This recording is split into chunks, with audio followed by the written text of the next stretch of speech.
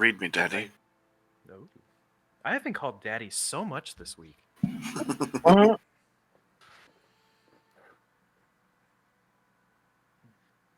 Alright, so without any further ado, let us return to the Outlands. The multiverse that connects all with the central location of the concordant opposition.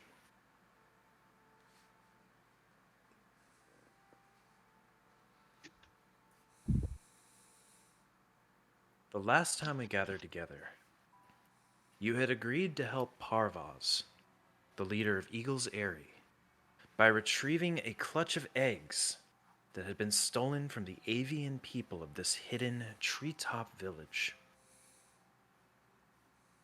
With the help of a few flight-worthy fellows, you tracked down a small group of the Vile Hunt that had a similarly hidden treetop headquarters, where they had stashed the eggs and were waiting for some other members to stop by to relocate the eggs. While you all snuck around in the branches above, Gene had a mishap that landed him right in the middle of the brigands that called this place home. However, thanks to some quick thinking and even quicker speech, Gene convinced them that he wished to join the Vile Hunt and was accepted into their ranks. This gave you all a golden opportunity. When night fell, you commenced a heist to retrieve the eggs, using the darkness and several spells to obfuscate your movements. There were a couple of close calls, but ultimately you managed to grab all 7 eggs and made a quick escape onto the backs of your flying friends, taking you back to the Aerie, where Parvas exclaimed his undying gratitude. With this favor taken care of as quickly as you were able to, Parvas promised to uphold his end of the bargain to speak with Ebenclaw about what would be best for Faunal, while also providing assistance in finding Opilia to have a similar conversation. Now, as Parvas has taken off back to his art studio, overcome by the muse of creativity, you all were escorted into a treasury,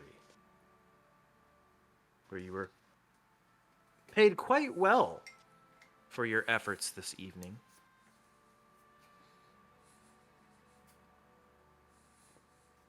But now that you've completed a rather difficult task, you've found a space to lay down for the evening,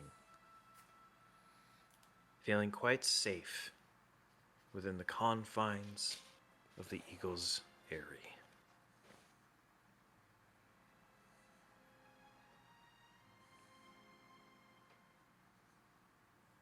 I would like everybody to make perception checks. Perception.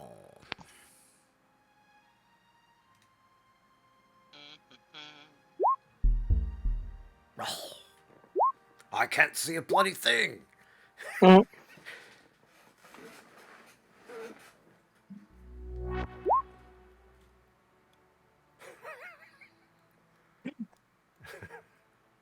have to switch dice.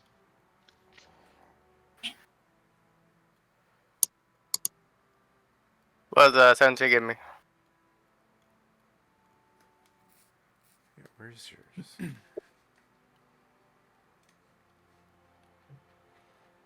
Sometime in the night, it's still dark out, but Traddoroh, Jean, Val, and Orange, something woke you up.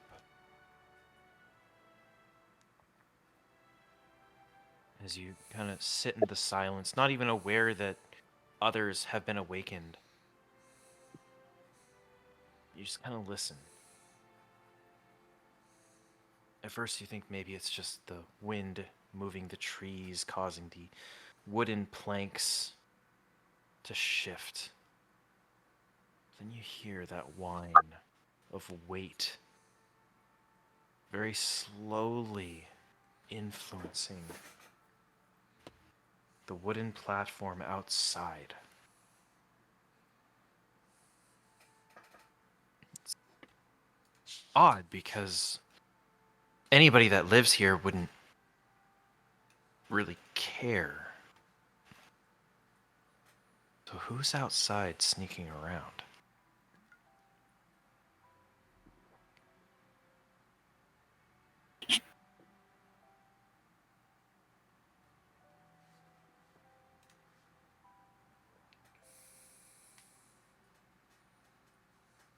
The floor is yours.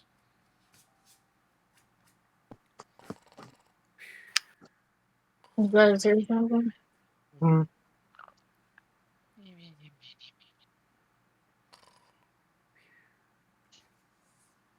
I guess not. Vainheart complete. Kick him awake. I'm gonna wake up Rowan.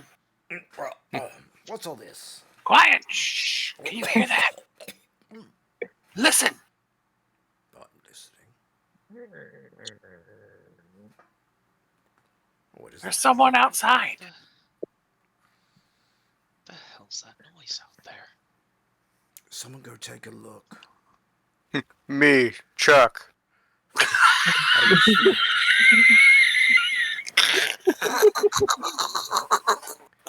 Maybe someone smaller, more fairy-like.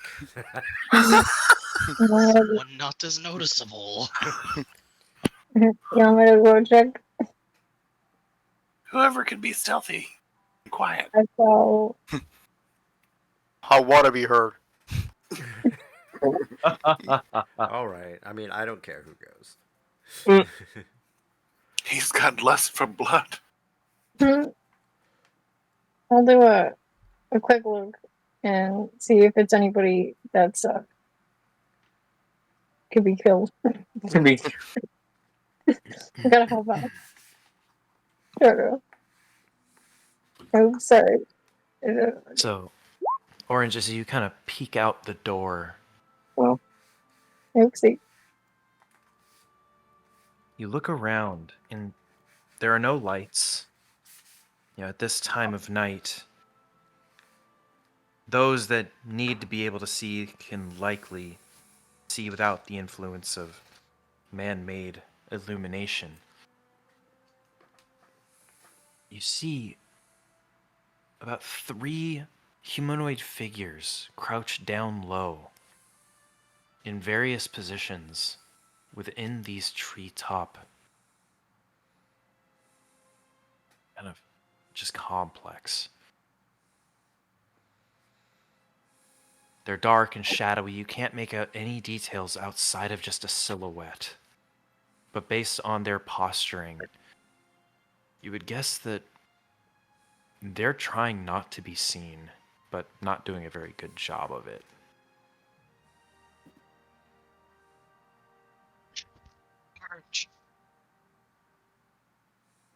Okay.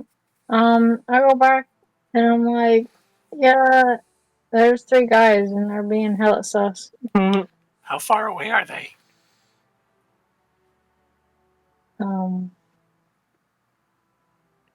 Did you say how far away Do they you think they're within 30 feet? Several of them were. Several of them are. Yes, Can I cast Detect Thoughts? certainly. I'm gonna You try and reach see out. what I hear. You reach out with that mental connection, arcanely influenced, and just kind of grab the thoughts of whoever is closest. Biscuits. And those Butter thoughts are... biscuits. You see an image of Jean, followed by just an internal dialogue of, where the fuck is this guy? Where are those eggs?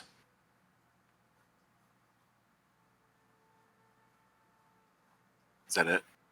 That's it. Oh my god, you guys! It's the people we stole the eggs from. They're after Jean, which really means they're after all of us. There's at least one. Why would they come here, though? We're in the middle of Eagle's Aerie. How many people could possibly be here? This is probably where they stole the eggs from. They know No, how to I get mean, inside. obviously, like, if they're here looking for Gene, are they going to try to sneak him out too? Because all we have to do is shout and wake everyone up in the town. Yeah, what is their plan here? What are they trying to do? Should Why we did it look send so much- Tradoroh out there? Yeah, let the bloodlust Yeah. Did we go. get any He'll kind find of out. a rest at all from that sleeping, or was it not long enough? It was not long enough for us. It's okay. Me will rage. Mhm. They will meet either quick or slow death. We'll be ready Get to him, big follow guy. him. Orange, did you see where they were? Like, are they above us, below us? The Did ones you that Um, Orange saw were on the same level as you. Oh, Okay. What should we do? Should we bust out and fight them, or what? I think we should. yes. They've Rowan. come with malice. Sorry, Oh. out of character. Zeus, if you didn't have a long rest from the last time, you would have gotten it from our last adventure, because I know we had a long rest. So I should have during a, it. like I should be like reset. Okay. Yeah, I think so. Thank you. Okay, resume. Sorry. Oh shit! I also Wrong forgot franchise. to say that I have a client coming Mhm. during the session today. I couldn't handle it, but it'll only be a few minutes. I'll be away. No worries. okay. They're humanoid. One of them is a Wookiee. Is a what? A Wookiee. Oh Let the yes. Wookiee. Tricksy and false. Oh, we were Get this mashing up walk all out the of way. franchises tonight. Tradoroh, go see what our new friends would like to do. We'll be right after you. I think they want a tango. A Surprised terrible you know what tango that with word- Tradoroh. The alliteration. Can I slap Tradoroh's cheek as he walks by? Which cheek? Both. Go get him. Just as a attaboy, or is there a spell attached to that? Oh no, just add a boy. Like football. All right. Yeah, yeah. Yeah, it's all right. It's fine. No buffs, just touches. All right, so Big T, as you Traddoroh, step just out flex. the door. Just boy. Just flex, and you'll see how buff he is. All the flexing's happening in the cheeks. Well, okay, there's your buff right there. That's a +2 to cheekdom. What are you gonna say, Charlie? So as you step out the door, you can see those figures, and you track about 5 of them.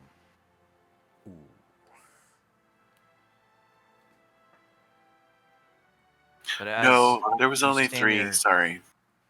You already said there you was only 3. Stand there, trying to see who's closest by, trying to gauge the level of violence they might need. You start to see lights begin to emit down below. 1, 2, and then more light up on the level of the Eagle's area that you're currently on. You realize with every ignition, you can see the silhouette of another person as they are setting fire to the Eagle's area. Oh no.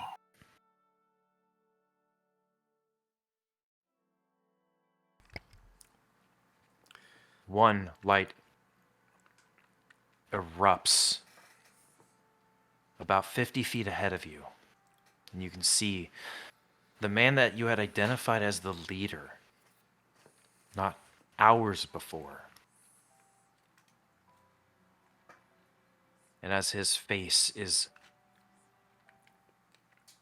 twisted by the shadows created by the fire that is beginning to catch along the tree next to him. You can see he's looking right at you.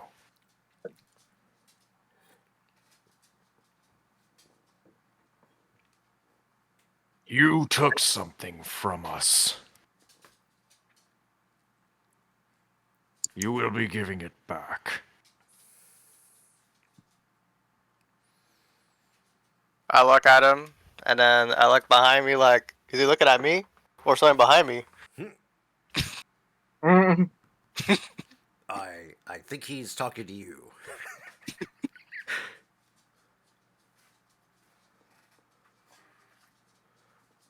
He draws a blade from his hip.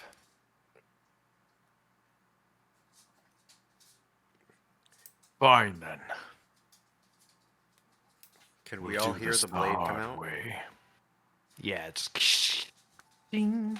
Rowan gets up with a start. He hears the metal, and he's like, "Raw!" And he joins Tradoroh outside. Is it like already a huge fire, or can I like snuff it out with Druidcraft? A lot of these fires have been ignited too far away for you to snuff out, and they are growing in size very quickly. Can I? Let's roll initiative. Oh! As this man looks to Traddoroh as just, I can respect a silent warrior. Oh my god. Obviously, you've never heard Tradoroh speak.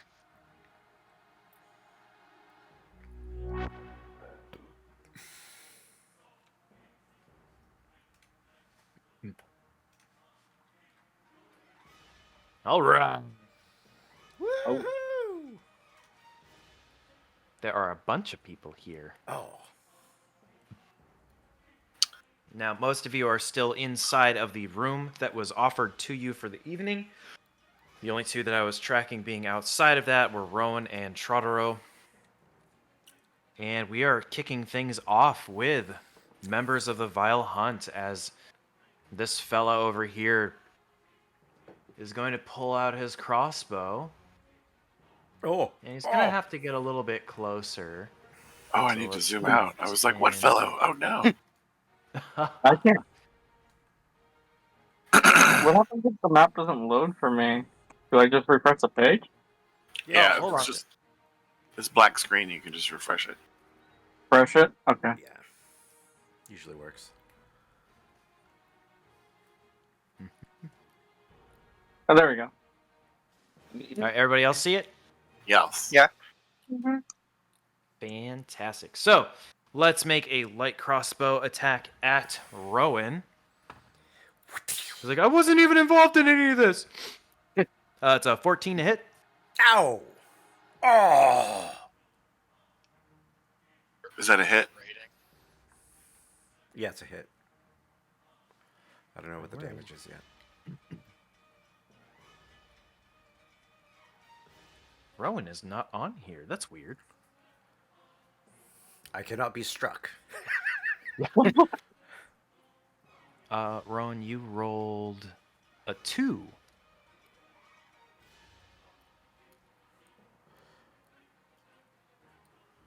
Okay. So that does hit based on your reaction. So you are going to take a massive 2 points of piercing damage as the crossbow bolt lodges itself in your hip. Ow! That's my good hip. Mm. I have been And struck.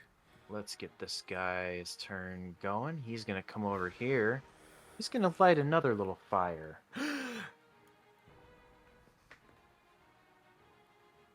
Get out here, all of you. We're under attack. That's cool. Y'all raid. Where are the damn eagles? I love this map. Yeah, this is cool. I did not make this one. I could not get it to look the way I wanted it to, so I was like, fuck it, let's go online. All right, next up is this kind of officer-looking individual here, who just kind of ushers for his leader to stay back. Do not worry, sir, I will handle this, as he draws an arrow and then draws a second arrow. He's going to fire both towards Traddoroh. First one is going to be a 10 to hit, which I think misses.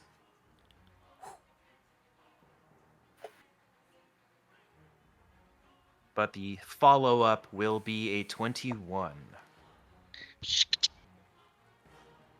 And Traddoroh, that is going to be 8 points of piercing damage. That's okay. I got what was it? I got Totem of the Warrior. So I get -2 to all. I mean, half all damage type stuff for psychic. But Nice. only when you're raging, I believe. I thought I was coming out raging. Oh, were you? All right, Oh, he let's did drop say that down yeah, to yeah, 8. He did. Excellent. So we'll drop that 8 to 4 points of piercing damage. Boop. Alright. As we move on to Jean.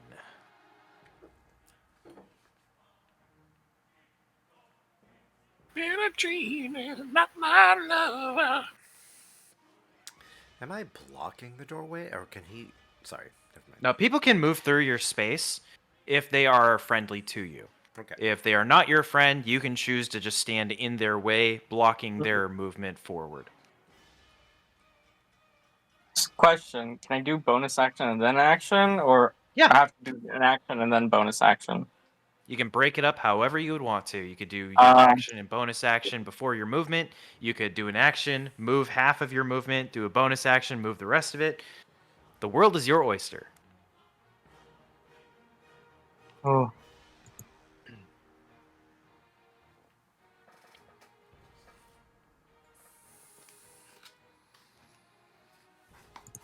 Everywhere.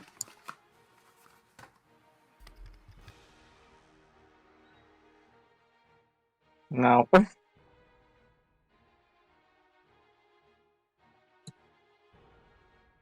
Probably do that. Okay. Let's see.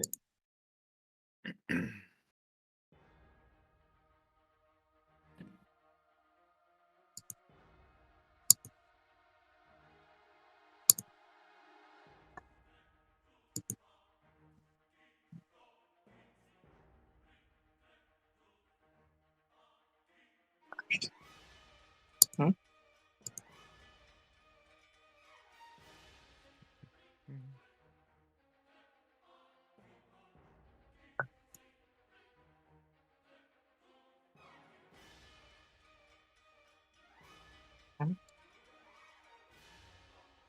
Which one's the captain?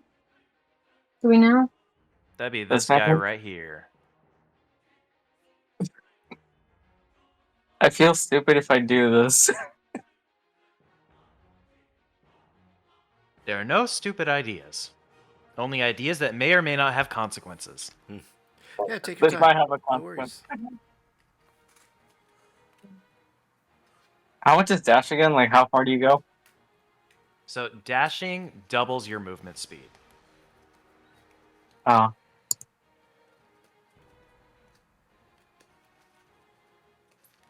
So if you have 30 feet of movement, dashing will give you 60. And as a rogue, you can do a dash as a bonus action or a regular action.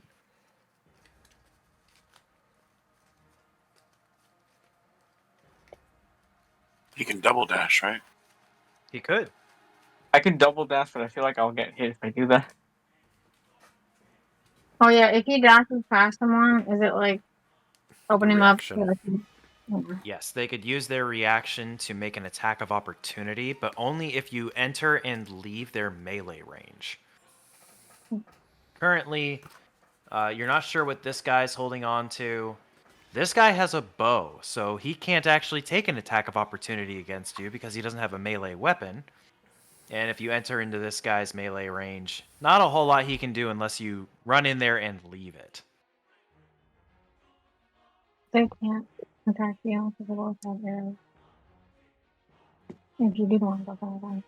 I don't think I'll be able to go fast enough to do what I want to do. So I might could just go for this guy here. How far is that? 20, 50. Hey, you wouldn't even need to dash to get there. Yeah.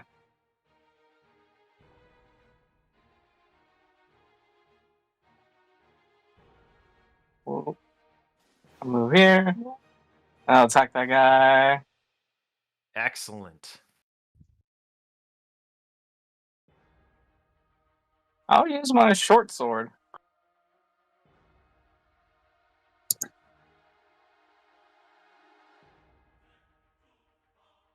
All right, with a 13, that is going to hit. So go ahead and roll your damage. And he hasn't attacked yet. I don't think it can work. Yeah. So you have that surprise attack. If you hit a creature that has not taken a turn yet in the current combat, it takes an extra 2d6 damage. So go ahead and roll the damage for your short sword and add 2 more d6. All right, so we got 3 from the base damage, and your sneak Surprise attack attack. is 2d6. And it's the same number. So it's going to do 11 points of damage.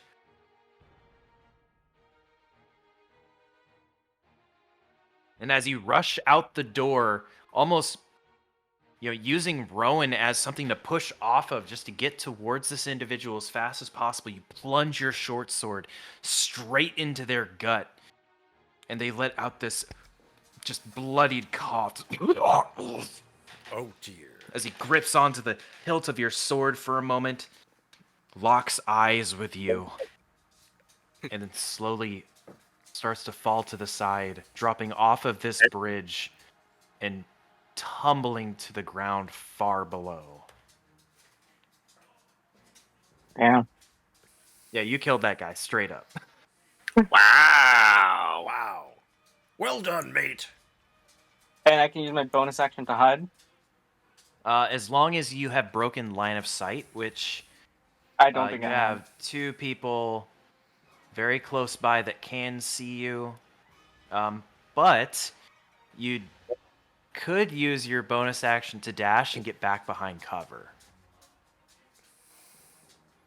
I don't know where cover would be other than back inside. Yeah, that's pretty much your option. That's it. That is for my turn. Excellent. So that Well will done. bring us to this guy over here, who is going to move away from the fire he started and fire a... Oh, wait, no, the wrong person. Wait, is it? Oh, I'm so backwards. I see now. It'd be this guy here who's going to walk across the bridge, get into melee space with Rowan. He's going to make 2 attacks against our Firbolg friend. That's cocked. That's going to be a 19 to hit. Ow! And you are going to take 5 points of piercing damage as he stabs you with a short sword. Oh. But his follow-up attack is a 10. And I dodged that shit. Yeah, he stabs you once, and as he tries to pull back, you just kind of reach out and shove him, knocking him off balance, and he swings reflexively at you. But as he's leaning back from the force of the push, just cannot seem to get you with that blade as we go to orange. Yes. So, Yeah, give me 1 second. I'm trying to no figure out worries. logistics. You can go for 20 here. That's just 20 here.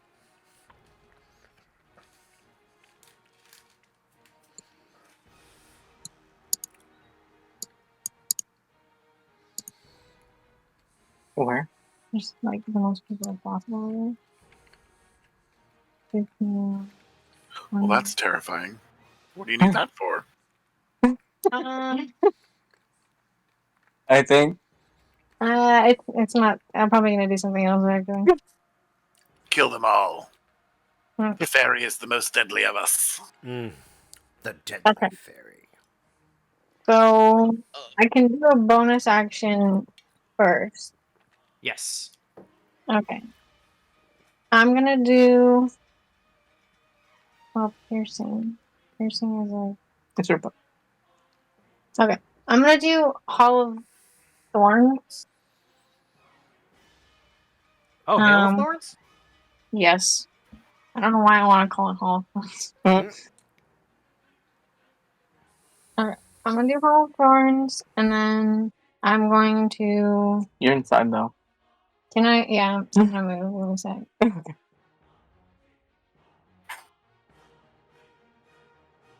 they sleeping on the floor? Alright. I just thought it was Right. funny to put Val on the bed. You can shoot over Rowan's shoulder. Okay, I'm gonna do that. And I mean, let's face it, that's where I would be. I think you have to cast it. Cast it? Wait. You have to cast. No. Okay. Yeah, if you click the cast button, it'll automatically mark off the spell slot. Okay. Gotcha. And then I'm going to use my longbow, and I'm going to go for the guy that you said that the captain is the guy that's like This one here. that guy. Take him down. Okay, I'm gonna use the longbow on that guy. Do I lose myself? Okay. Hopefully? Go ahead and make an attack for me. 23 is absolutely Nice. going to hit. Nice. Woohoo! All right, and so per the Hail of Thorns, in addition to the normal effect of the attack, the target of the attack and each creature within 5 feet of it must make a dexterity saving throw, taking 1d10 piercing damage on a failed save or half as much on a successful one. So let's see what this guy is capable of. Which he's going to succeed with a 24, but he's still going to take half of the damage. So you're going to roll the damage for your bow, and then Okay. he's going to take half of the damage from the Hail of Thorns. Okay. So I think 12 damage for the bow, right? Yeah.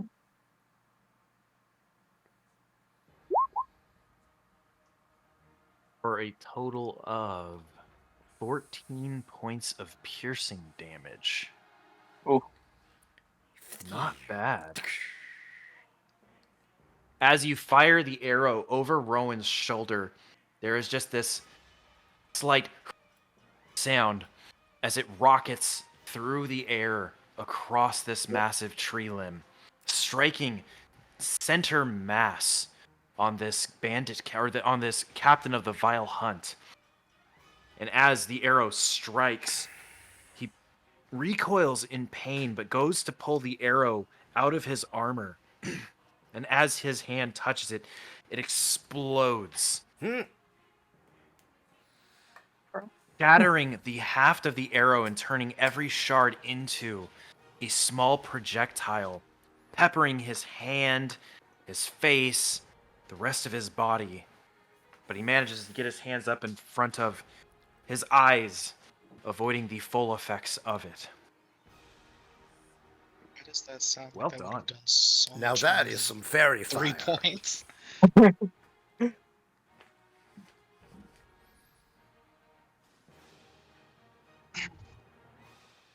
Oh, excuse me. Good call.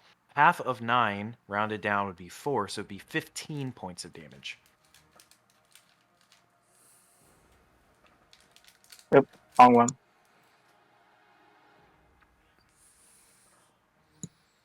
Or wait. Yeah, I have that right. All right, Orange, is there anything else you would like to do? So you used your bonus action to cast the spell. You used your action to attack. You have your movement left. If you would like to try and get back in deeper into the room to avoid drawing too much attention. I'm going to go back into where was the right. over here. Excellent. That will bring us to this guy. He's going to just step away from the fire that he created. And he's going to shoot Big T. Natural 20. Bro. So this is going to do... Oh, he beat you so bad, baby. Yeah, well, I'm getting like divided by 4 damage. He's a raging fool. Well, it should still just be half damage. Well, isn't it like 2 from rage and then 2 from Warrior of Totem? No, so by raging, you gain resistance to bludgeoning, slashing, and piercing damage, which knocks all of those down to half. And then because of your totem spirit,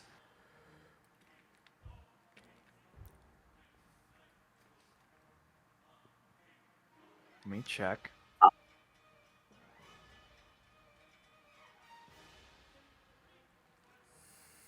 Okay, so this is just added to your current rage. It doesn't give you quadruple resistance or double resistance. It just gives you resistance to everything except psychic damage. Oh, okay. All right, so that was going to be 16 points of piercing damage from the crossbow, but reduced down to 8 as we move on to Vainheart. I'm just gonna do this. I'm gonna get that ruler out of here. I'm gonna go right behind Rowan. I am going to cast Cure Wounds on him. Oh, thank you. There you go. Oh, thank you. And then, so I was here.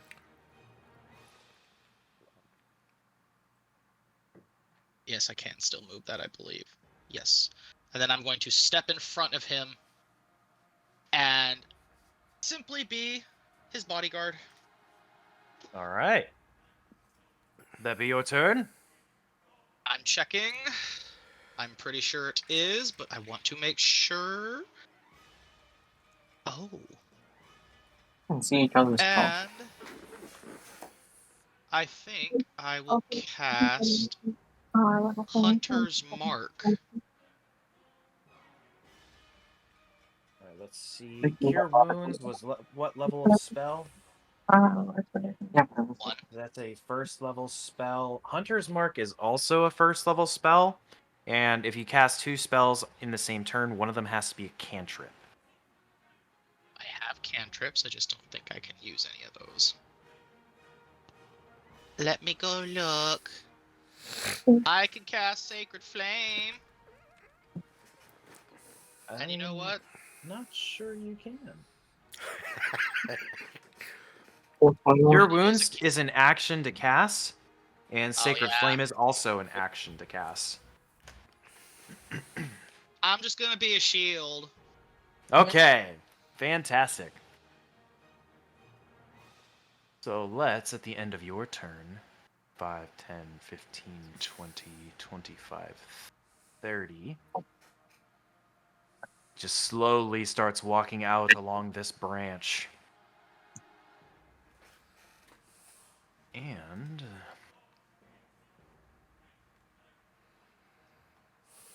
he has his sword in one hand, a massive scimitar, and he's going to draw a dagger with the other and just wait.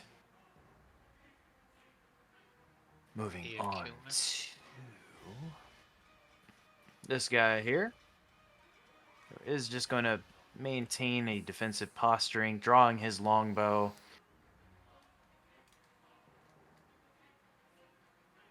And let's get Vainheart in the fray. Didn't we just do that? It's like, I mean, he's going to shoot at Vainheart. Oh. Oh, that's less exciting than you made it sound. Oh. yeah. I was like, wait, I get to go twice? Damn. You're involved. Hmm. As he fires one arrow at you, it's only an 8 to hit, which is is gonna miss. So he draws Yeah, another all my- arrow, Oh, aims a little longer, looses it. That's gonna be a 21 to hit. So Vainheart, you are going to take 10 points of piercing damage as you are struck in the thigh. I like to You are imagine that I thigh-struck. raised my shield, but the other one hit me in the thigh. You blocked the first one. And that will bring us to Val. Oh, okay. Come down, little one.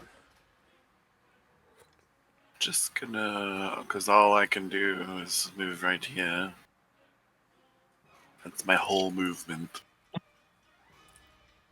The gang's all here. I think I would like to mind sliver the leader guy. Okay. Which I believe is a wisdom saving throw. It is It's intelligence. Sorry, 13. Intelligence. That's going to be a 17. Fuck. Silvery bobs. Certainly. Ah, yes. That'll make it an 8. Who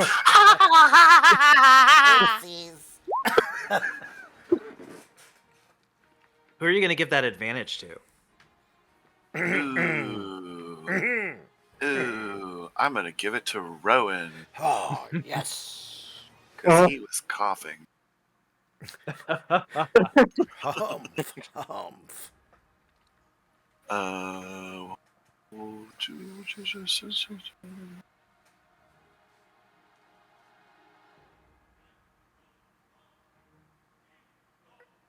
So I just roll the damage for the mind sliver and that's it, right? Yes. And then I believe he gets a minus D4 on his next saving throw. Yes.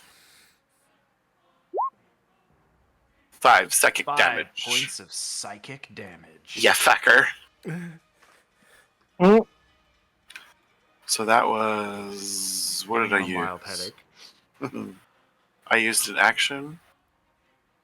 My movement. I used a reaction. So I still have a bonus action, is that right? You do indeed. Bonus action.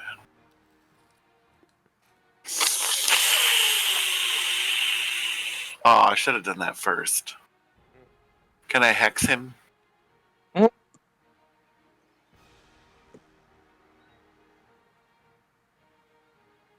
The guy that I wounded. It's a first level spell. I used a cantrip. Yeah, that's fine. Okay, do that. Excellent. Which hex just happens, right? Why did it do a roll? Because it adds damage. Oh, my bad. But no, that's fine. Yeah, it's just you place a curse on the creature you can see within range. Until the spell ends, you deal an extra 1d6 necrotic damage when you hit with an attack. So that'll come into play next round. And then the target has disability on ability checks made with an ability that I get to choose. And what would you like to choose? I will say Constitution. Constitution. Not sure if that's a smart choice, but that's what I'll pick. Alright, so he has disadvantage on con checks. Damn. Anything else? That is my turn, good sir. That'll bring us to Rowan. Yes. You know, Rowan is standing there. He actually kind of took it on the chin a little bit there. So he was kind of down, and then his good man Vainheart came and healed him. So he's got renewed vigor. He's pulling out the war horn, and he's putting it to his lips. And fires a, second level guiding bolt? Alright, so keep in mind, you got somebody within melee range of you. Any ranged attack you do will be at disadvantage. Oh, But he you has have advantage. advantage, and you only roll 1 Yay. dice, so I believe that natural 20 stands. woo! Yeah! And who are you firing at? This captain. Fantastic. captain. So go ahead and you're going to have to right click on the damage because it's going to automatically roll the crit. We do better criticals at this table. And what that means is you're taking the maximum damage value of that roll and adding an extra roll on top of it. Okay. So with Guiding Bolt, do I select crit damage? you're going to deselect. Okay, crit because it's on damage. flat roll right now. Okay, perfect. So, oh man. Oh. This leader is still alive after all the attacks I've seen him take. I will He's be pretty strong. shocked. Yeah, so it's going to do 24 plus... Actually, because you cast it at 2nd level? Yep. 5 times 6 is 30, plus 21 is 51. That's why I was saying.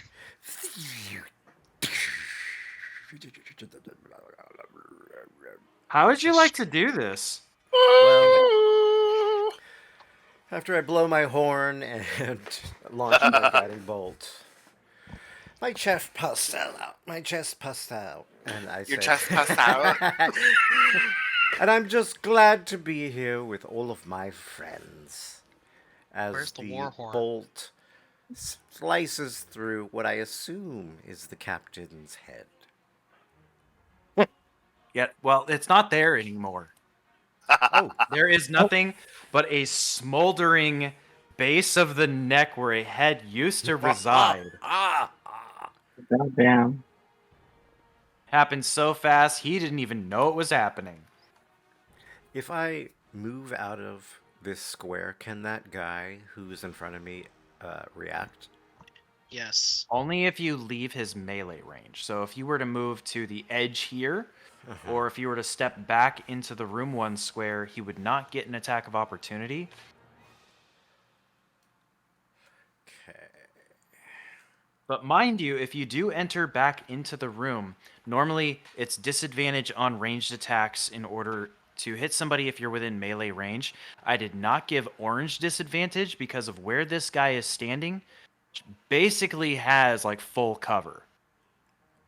Because there's a wall there. There is a wall there. Because I feel like I'm in the middle of everything. So, if Rowan steps back into that room, can that guy even attack him since there's a wall there? Like, wouldn't he have to step up in between us to attack him? He would be able to try, but it'd be at like a -5 penalty. What's he gonna do? Reach around the door and start stabbing at thin air? Ah, where are you? Never heard of a There reach he is, around? I found him. It's not like he wouldn't know that he's there. But breaking line of Still. sight gives it disadvantage. I'm going here. Okay. That is going to be... Work with me, mouse. That's only an 11 to hit.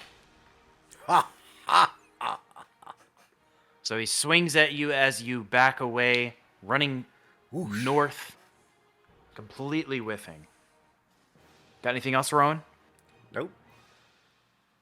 All right, Traddoroh. Big T. Alright. I'm gonna. Hulk smash. I gotta. Can I move right here? Okay. Or is that wall in the way? You could occupy the space. So I can get the bonus. Yeah, get that tactical advantage for Getting that flanking. advantage. I always forget about that. It's the Eiffel Tower. Oh my. Jeez. Oh, sorry. I'm going to swing with my longsword. Your longsword? Yeah. I'll do this one. I'm gonna do the bottom option. Oops. Does a 15 hit? A 15 will hit. I forgot to roll for But- advantage. Always go for the nat 20. Alright, let me, do you want me to roll another d20? Just roll one more. All right, so where that 15 is going to stand. Yep. Alright.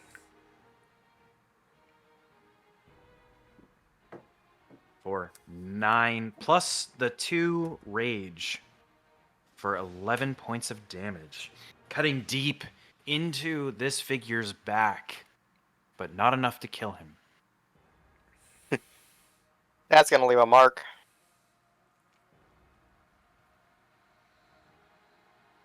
And then I think that is my one action. All right. I'm going to double check just to make sure. I think it's at maybe 5 you get a second attack. I think we're like either 3 or 4. Yeah, you guys are level 3. All right, so back to the top of initiative. Fire is beginning to spread even further.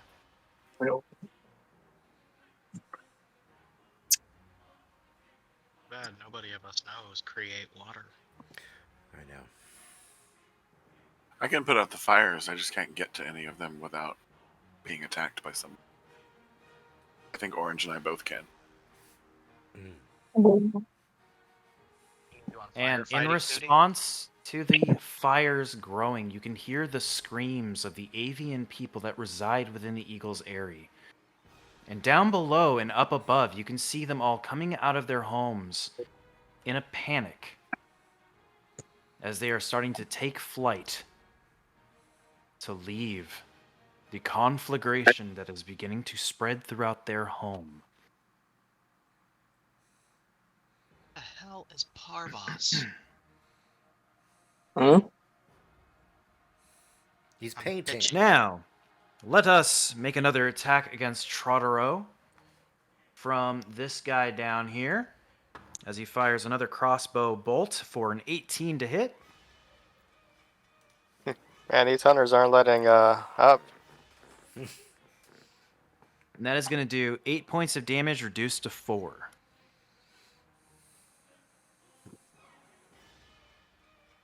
This guy, 5, 10, 15. Oh, man. He is going to try to shove Rowan off of this bridge. So it's going to be a contested athletics or acrobatics check. You get your choice between those two. I'll do athletics. That's cocked.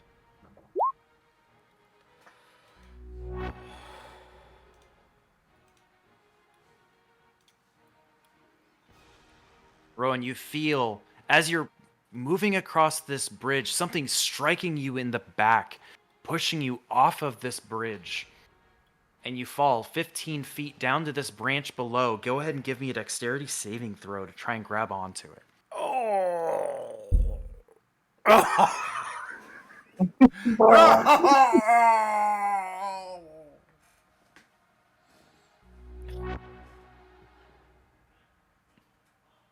Okay. Rowan's That is, dead. That is something. Hold on. This was not my intention. I was so confident he would succeed against the shove. Trixie, dear. Every action has a consequence, Charlie. Yes, I said that, didn't I? So, Maybe Rowan, the gods as you're can rewind falling, time. as you're falling, you reach out to grab that branch in just a split-second decision, and you feel your fingers grip around it, and then it slides as the weight of your body, in conjunction with gravity, pulls your hand free of it, and you go into a free fall. But there are a bunch of avian creatures that are taking flight down below. One of them has seen you. They are flying up to grab you. Oh, good show. Good show. You are Make a still dexterity roll to grab their hand. somewhere down here. It's like, oh, if he fails the shove, surely he will fall on the branch. He'll take a little bit of damage. But he'll be all right, and he'll be able to climb his way back up. It'll be fine. Everything's fine. I'm alright. But you are currently suspended in the air at the mercy of this bird that has caught you. Thank you, friend. Anytime. As we move on to this guy right here, who is going to 5, 10, 15, 20, gets up to here, looks down at his captain. Well, it looks like I'm the captain now.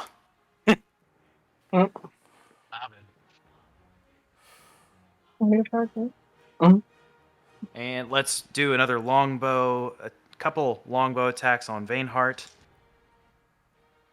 Another 8 and a miss. Does a 17 hit?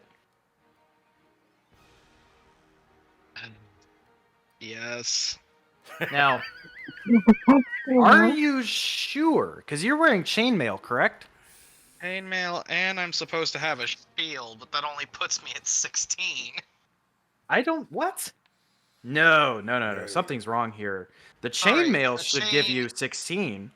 A chain shirt. I never found chain mail. I found a chain shirt. Ah, okay. So again, blocking an arrow with your shield as you are struck in the other thigh for 7 more piercing damage. Oh, holy thighs, you have taken some damage.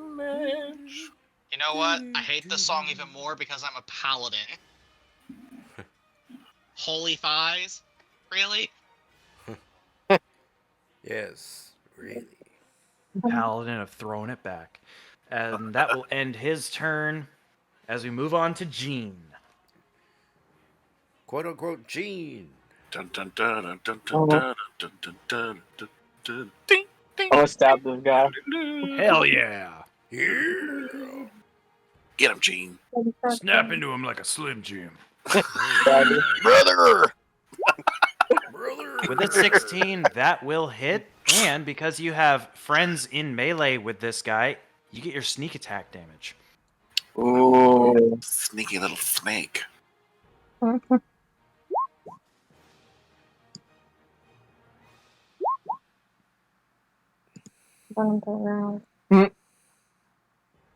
so it did automatically roll your sneak attack damage for a total of 15. No worries.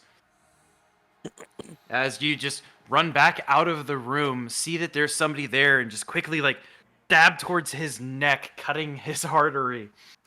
No. He chokes on his blood as he drops to his knees, clutching at the profuse amount of fluid. He's trying to put it back in. Yeah. Please come back. I need you to live. Alright, anything else, Gene? Let's see. How much did I move? I moved like 10.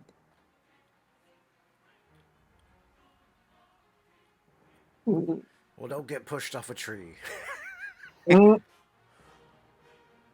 much was that? Woo. No, I can actually just go from here, right? See, I believe you use 10 feet of your movement to get to where you're at. That's what I'm trying to do. So if you are going to use your bonus action to dash, you would only have 50 feet of movement left. Okay. 50 feet of movies. 50 feet of movement. 50 feet of movement.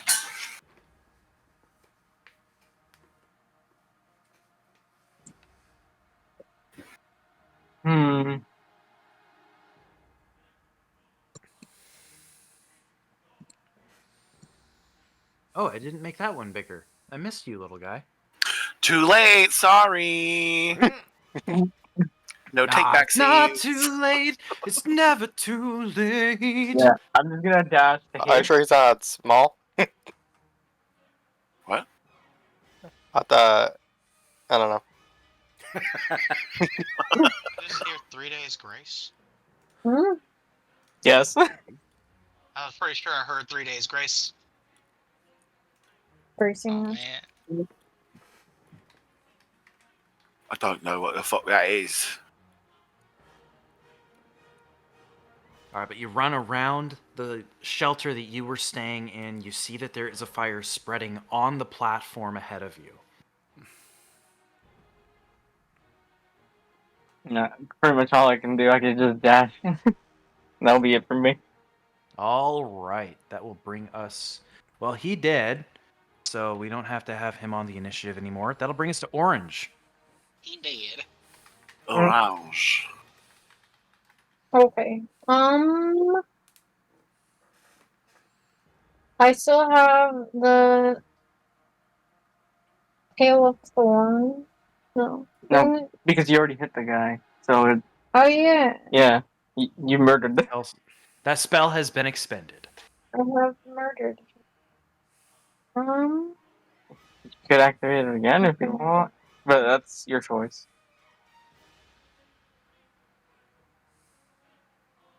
Yeah. So activated. the benefit of Hail of Thorns is that it hits anything within 5 feet of the person you struck.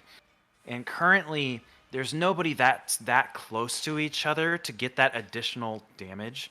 So in this particular instance, probably not the best spell to use unless you just want to get that additional damage on a singular target, which still makes it a very valid option.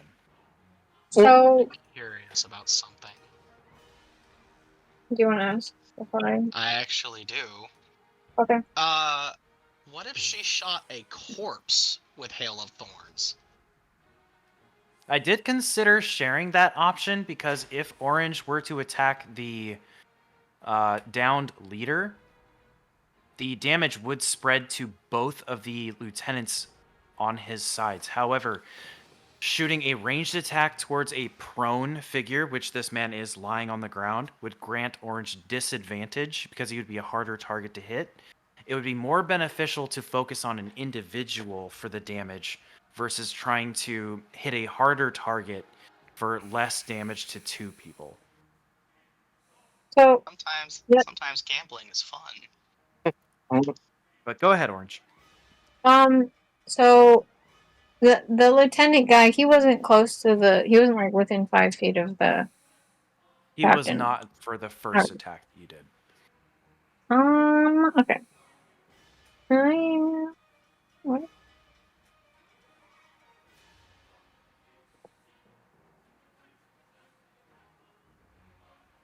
But again, the Oh, Hail of Thorns does do additional damage to the target you strike, regardless of who's around them.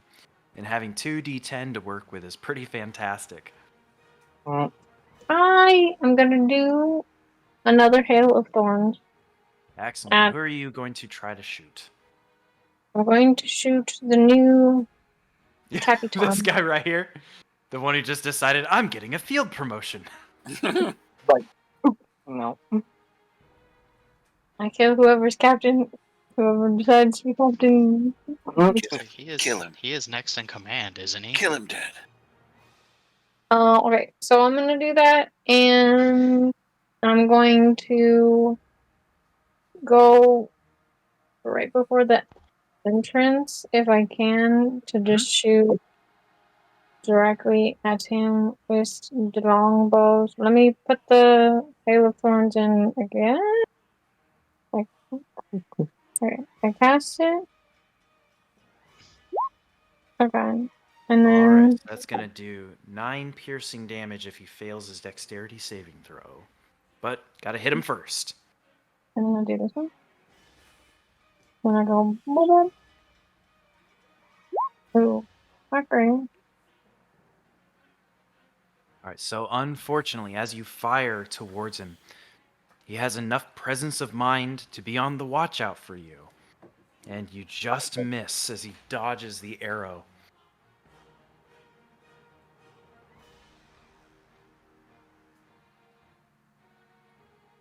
but I believe I have to double check something on Hail of Thorns. So your spell is still active, even though you missed. It's not. It doesn't activate until you hit a creature with a ranged weapon attack. Okay. However, it is a concentration spell. So if you take damage, you will have to try to maintain concentration. But with you being inside of the room, you are not an easy target to hit, and you could even get further into the room to avoid being a target. I'm gonna see if I can do any bonus action. 1 second. Your bonus Oh, action. the bonus action. Yeah. Okay, I'm gonna move back into the room. She's playing a first-person shooter over here, jumping in and Right. out of cover.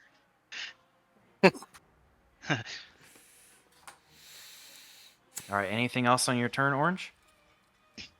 I don't think I can. I'm just going to move back to my hidey hole. Perfect. In this As any situation, good ranger does. I think I just noticed Orange is just getting in and out of her own bed. Oh. There's a table. 5, 10. This guy comes around, sees that small little target right there next to the door, No. and is going to raise his crossbow. It's going to be a 12 to hit. That is my armor class. Meets it, beats it. So, Val, you can hear the twang of the crossbow string moving forward. And then you feel the impact as you are going to take 8 points of piercing damage being struck by this crossbow bolt. Do I have a reaction? Technically, yes. I would like to use shield. Excellent. So you do not take the damage. Just in that split second, realizing that you are about to be hit by something, you just pop out this arcane ward that the bolt impacts with, leaving you unharmed and raising your armor class by 5 until the beginning of your next turn. Vainheart! So, getting hit by 2 arrows in each thigh, and then hearing Rowan's curdling scream as he got pushed off, is going to send Vainheart into a minor rage, where he is going to run up to this guy and attempt to do the exact same thing to him. Perfect. So yours is going to be an athletics check. The person initiating doesn't get to choose. I hope I'm doing this right. Shove.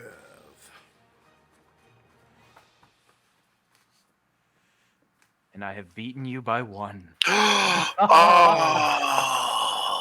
no! Oh. As you know, trying to give this guy a taste of his own medicine, you run across, just blinded in anger, and try to shoulder tackle him. But he manages to kind of sidestep you a little bit, but still kind of loses his balance and has to grab onto you so that he doesn't fall off naturally of his own volition, but manages to stay right there.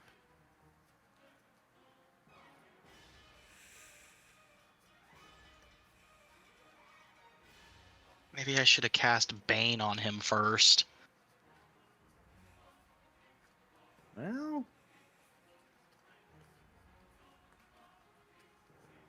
Does that give anything him else on your turn? disadvantage?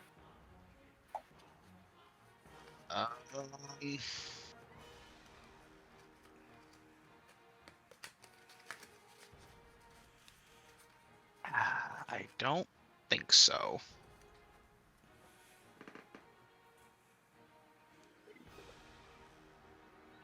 Nope. All right.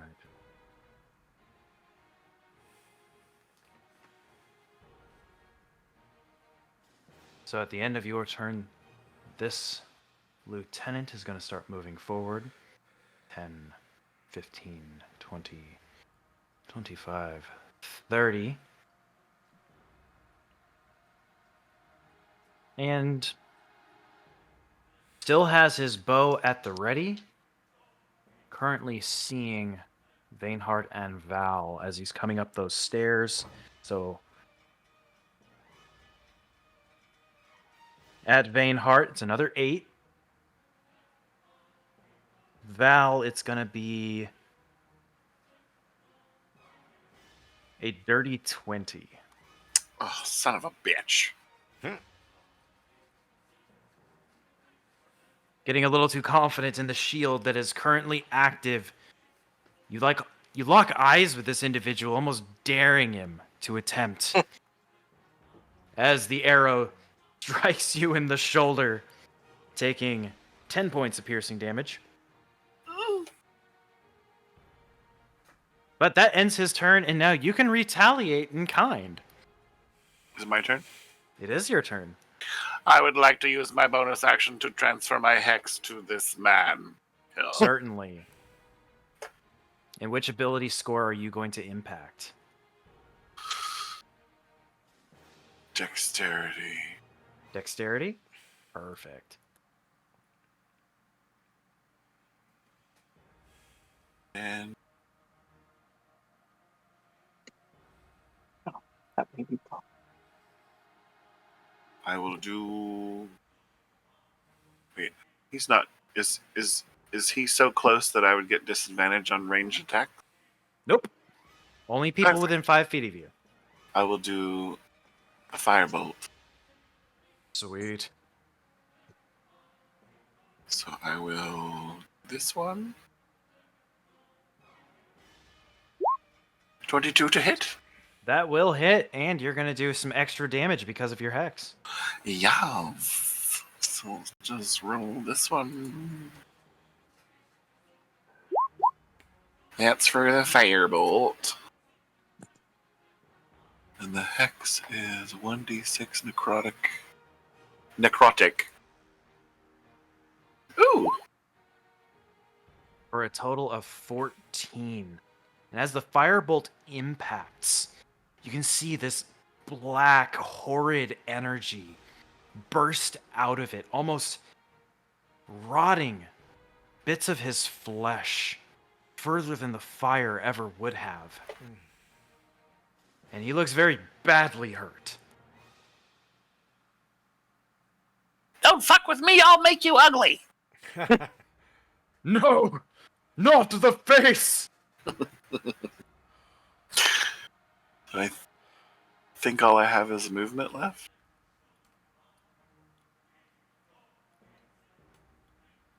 Sounds right to me.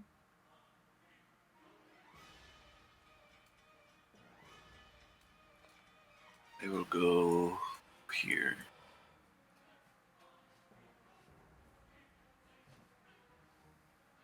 Okay, I am done.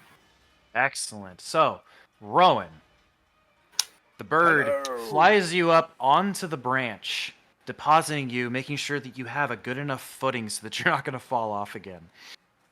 I'm an then excellent climber. Continues his flight away from the conflagration, as this event may soon be known as. But it is now your turn. Am I able to perceive how damaged my allies are? Go ahead and give me a free perception or medicine check. I'll do perception. Oh, Lord. It's hard to tell if there's anybody to be worried about. Just based on what you've observed through this fight, it looks like Vainheart and Traddoroh may have taken the most out of everybody, just in terms of how many hits they've taken. But you know that Traddoroh is pretty resilient. Vainheart, on the other hand, not quite so much. Squishy. I'm going to do healing word. Wait, 60 feet. Am I 60 feet away? I would say you're probably down about 15 feet. Okay. So using some Pythagorean's theorem as a failure in being bad at math, you are well within range to healing word Vainheart. Healy, word. Be healed, healed. All right, looks like Vainheart, you're getting 7 points back.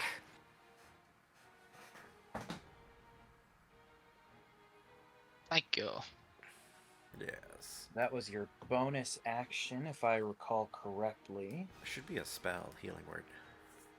Yeah, I believe Healing Word is a bonus action to cast. So you still have an action and your movement. Oh, got so much I can do. If I go here, will I be back to the same level that we were at? Yes. Okay. Zzz. And then I would like to attack. Certainly.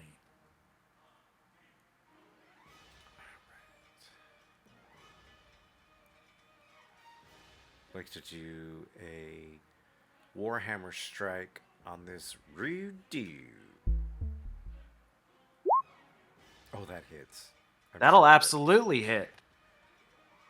And I'm gonna do a martial bludgeon. Arr! Ah! For 4 points of damage. You catching this guy a little bit off guard. Actually, was that one-handed or two? I did the martial, so that's one, right? Or that's, yeah, I think that's one. It says martial or versatile. Versatile would have been one-handed. Oh. So you did strike for 2. Or rather, you struck for 4 points of damage. Catching him off guard, he's like, where the hell did you come from? Ha ha! Alright, that was... You still have a little bit of movement left, I believe. 5, 10, 15... Yeah, you have like 5 feet of movement left. I'm good. Excellent. So that'll bring us to Traddoroh. Alright, Traddoroh. I'm gonna be right about here. And I'm gonna start swinging. Hell yeah. It's over! I have the high ground! You underestimate my power. Wow. That'll hit. Dirty twin. Yeah. Ooh, nice. How would you like to do this? Yes! Can I do well, then, let me do like the Obi-Wan backflip to the high ground. You know, the high ground cutscene? We're basically doing that. I mean, so you are above him by a few feet because you're on the platform, he's on the stairs. But if you'd like to flip over him and land on the other side, I'll do that. Like basically, do the I'm doing Darth it. Maul kill. Flip over him and cut him in half, bro. I'll do that. yeah, Yeah. So I'm gonna end up on this side. yeah, flipping over and just cutting him in half with a single blow. You see the 2 different pieces fall down the stairs independently. For the shits and gigs, he ends up down here.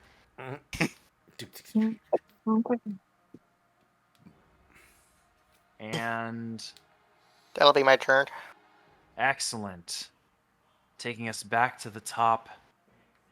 And the fire continues to grow.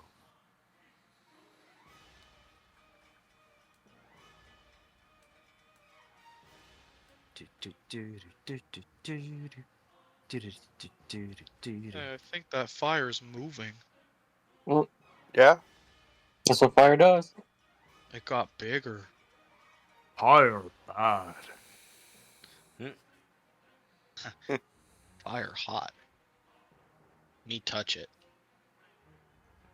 Gotta test them game physics. Do you have any idea how many of you have died by standing in fire? More No. than 0! Which is, in my opinion, enough to condemn the rest of your species. That's gonna bring us to this guy over here, who just saw one of his lieutenants get cut down by Big T. So let's throw a crossbow bolt his way for a, I believe that's a 22 to hit. So, Tradoroh, you are going to take 6 points of piercing damage reduced to 3. Oh, but then we got this guy over by Vainheart, who's going to drop his crossbow in order to draw his scimitar. 10. I'm just gonna push that away with my sword. I'm not even putting in the effort. You really don't have to. I know. So let's have the captain, newly promoted, dropping his longbow, drawing his short sword, and attacking Rowan twice. He was a lieutenant. First promoted one to in captain. 8, Ha ha! followed by an 11. Ha ha ha! Oh, Why are you laughing? We should call him Lapton. That's demoralizing! Gene, you're up.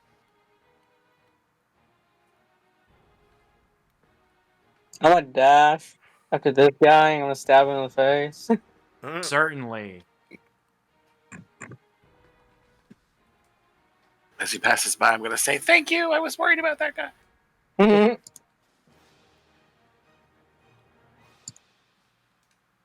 don't use just short sword. No.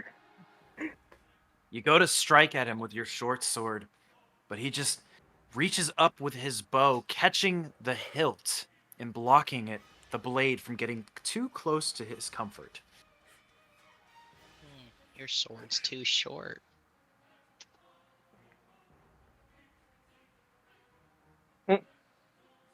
Anything else you'd like to attempt, Gene? See, that was your movement. I believe it was your bonus action to dash. Yeah. And I think I Alright. think believe that's that's pretty much. everything you've got. Go ahead. Am I able to complete the dash, or dashing is just I can do it once and I can't move anymore? No, you still have 60. You still would have a full 60 feet of movement. Oh, okay. And because he currently has a crossbow in his hands, doesn't have a melee weapon to strike at you if you wanted to leave his melee range. But if I stay next to him, it gives him disadvantage, so I'm gonna stay here. Is that how it works? Excellent decision. You may have forced him to take a different tactic, but it's not of his own choice anymore. So at the end of your turn, that'll bring us to orange. Okay. You I still have your have Hail of Thorns up. on the guy, Captain. Well, so the Hail of Thorns is actually cast on your weapon. So you could switch to a different target if you so choose, because attacking this guy right here, the Hail of Thorns would impact Rowan. Oh. Okay, I'm gonna go for how just if we future reference, how far away does it still affect one of my team members? 5. It's everybody within 5 feet of the target. So basically that square. Let me get my measuring tool just to show you. It's every square, right? So it's this radius around that. Give me the thing. Okay. So attacking this individual here, it'd be everybody that is within the yellow line that would be impacted. And currently, this is the only enemy right here that doesn't have one of your allies in melee with him. Okay. I'm going to go right here. Or more like I'm gonna go where it is optimal, like right outside. Mhm. And I'm gonna hit hard for me to do the thing.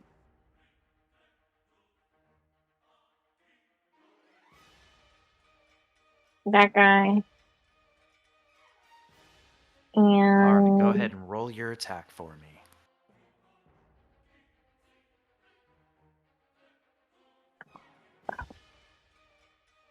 What? Can I ask a random question? What is the difference between pressing the B and pressing the number? Is there a difference? Say again? Is there a difference between pressing the B and pressing the number? I think the B is just Oh. a pop-up. Okay. So that B indicates that you have Beyond 20 installed, and that's what is allowing me to see your rolls on roll 20. I don't think it makes a difference which one of them you click on. Okay, just curious. Come on. And with an 18, that will hit. So I'm going to make a dexterity saving throw, which I think he just makes. Maybe? Nope, fails it by 1. So you are going to be doing 2d10 piercing damage. So go ahead and hit the damage for the longbow, and then add another 10-sided die to it. Or, excuse me, I guess it's a 1d8 for the longbow. And as that impacts, Right. the arrow explodes, Okay. peppering him with shards. But you also want me to do a D10? Yes. Okay.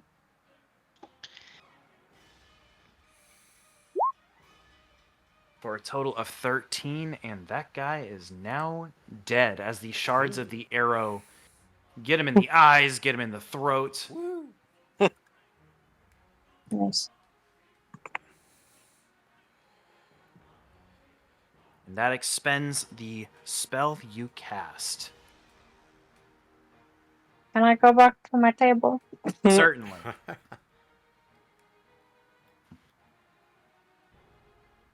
And that is my turn, I think. Wait. So, if just for future reference, if I do the thing and it doesn't hit, but I still have it, I now still have a bonus action or no? You do.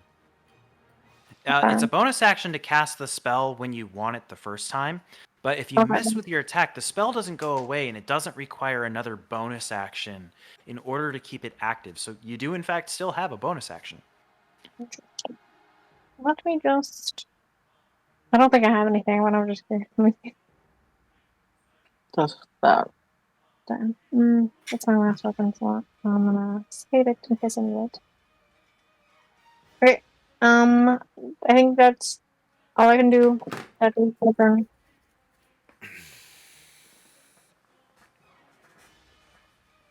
Oh, and don't forget, you have Dreadful Strikes, which once per turn you can just automatically add 1d4 of psychic damage.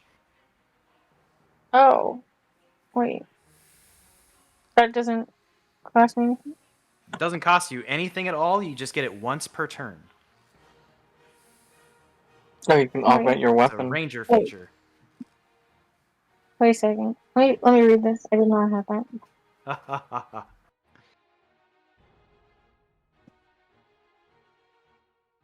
So, can you explain how that works? Sorry.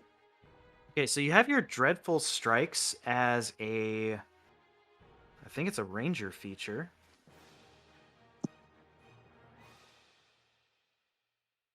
And the way it works is when you hit an enemy with any attack, you can just choose to add a d4 of psychic damage on top of the damage you're already doing, and you can do this once per turn. Doesn't cost you a bonus action or an action. It's just something that you can add in addition to your strikes. Now, when you reach a certain level, you'll get 2 attacks per turn. When you take the attack action, you would only be able to apply it to one of those attacks, even if both of them hit. Okay. But I can't do anything now because I already used it. I don't believe you can. So, that ends your turn, bringing us to Vainheart. So after deflecting this guy's sword, I'm going to repeat my action and just try to push him off again by kicking him. But why is your thing still up?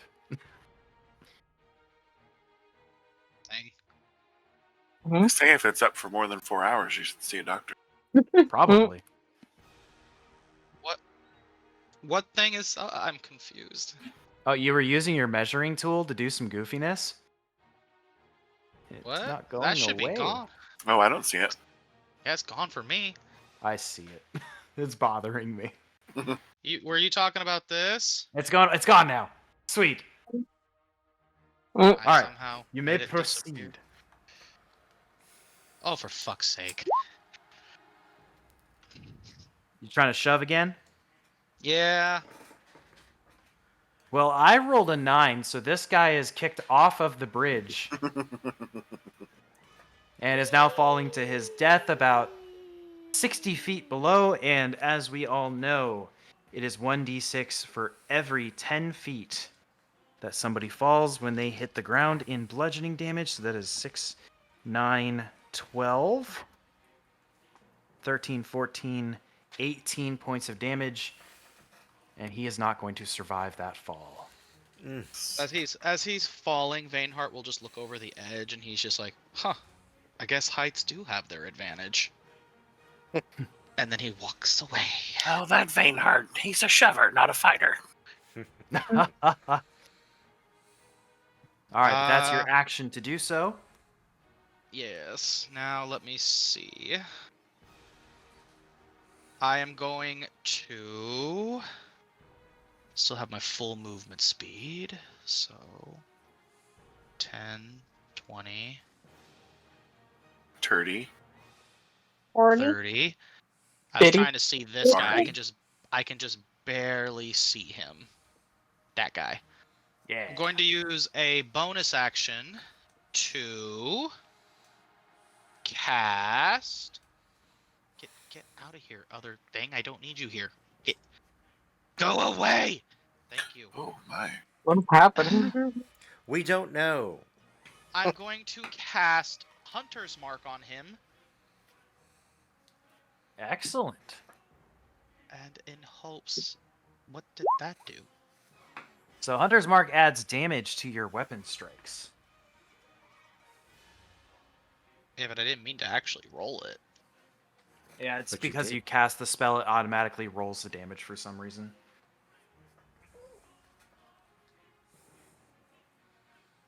On any wisdom, perception, or survival. Okie dokie. So that was That's your really action, all. movement, and bonus action.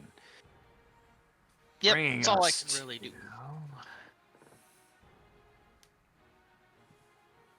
Bringing us to that guy who is going to drop his crossbow in order to attack Jean with his blade. That's a 9. 9. Bringing us to Val. Oh, little old me. I'm going to use my movement to go this way. Go there. Then I would like to use control flames to put out this fire that I'm next to. Okay. Let's see if there is a size restriction on that. 5-foot cube. 5-foot cube. So it's a little bit outside of your ability to just snuff out. So instead, I'm going to ask you to make an Arcana check. And if you can roll higher than a 12, you will put out this particular fire. If not, I will reduce its size. Fuck! Oh. At the very least, it's now smaller. Okay. Can I use a sorcery point to quicken a spell, which turns it from an action into a bonus action? And do Okay. control flames again and put it out? Yeah, at this point, you would be able to just completely snuff out these Snuffed! flames. That's everything. That's my whole turn. All right, that'll bring us to Rowan. Yes. Well. Hello. I'm going to use my Warhammer once again on this gentleman in front of me. Certainly. Oh! But as you swing your war hammer, he just closes the distance to you so that he is within the... Like, he's too close to you to actually hit with the head of the warhammer. And he just Hit gets him in with the so very close. He's like, did you really think that was going to work a second time? Well, yes. Yes, I did. I mean, it worked the first time, so that's a fair assessment to make, but I am not your average hunter. Oh. So I have a bonus strike when I strike with a weapon, so I am You certainly gonna do. I think I'll do another hit of the Warhammer. Okay.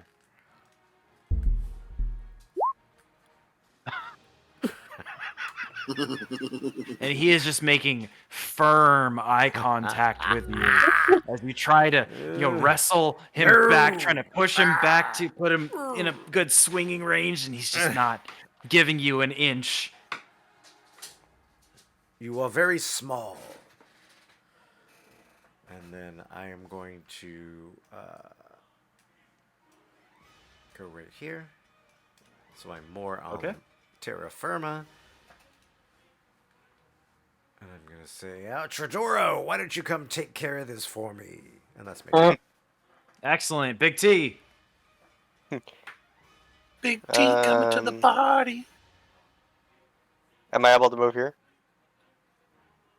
5, 10, 15, 20. The most you could do is get to here. You don't have quite enough movement to get the flanking. Yeah. He said no. That's within 30 feet of what I can walk. Well, diagonals are 5 feet and then 10 feet for every consecutive. So Okay, I'll just go right here.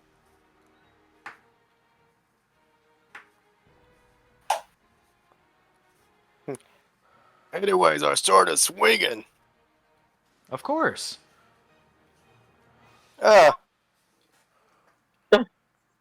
me see. Can I save this? I can't save it. I think that's it.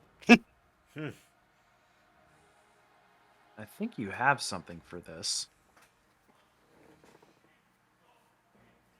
I think at level 4 I get a thing. Well, at level 4 you get a boost to your attribute score. You have reckless attacks, which you can give yourself advantage at the expense of people having advantage against you. Okay. You want to try that? Let's get a little reckless. It's up to you. He's I taken feel some like damage already. Swinging mindlessly. Alright, so give me another attack roll. A better one? I can't see that number. That is a 13 and a hit. Yay! 7. 7. Which he takes the blow, but looks scared, as he has taken enough damage to put him into the realm of needing to worry about his vitality.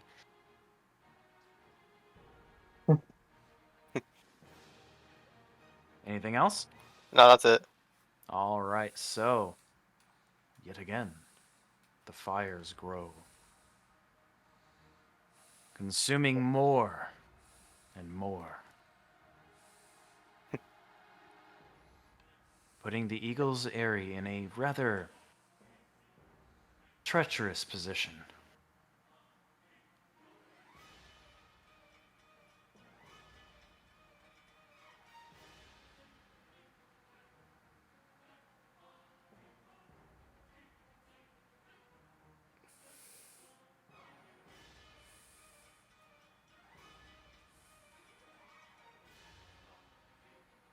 You know, I think I gave this guy an extra turn, so I'm not going to let him have one this time around.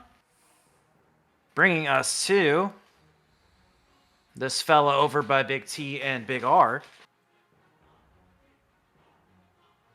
And let's attack both of you. So against Traddoroh, it is going to be with advantage. So that is going to be a 19 to hit. I'm using the right dice. For a big 1 point of slashing damage against Traddoroh.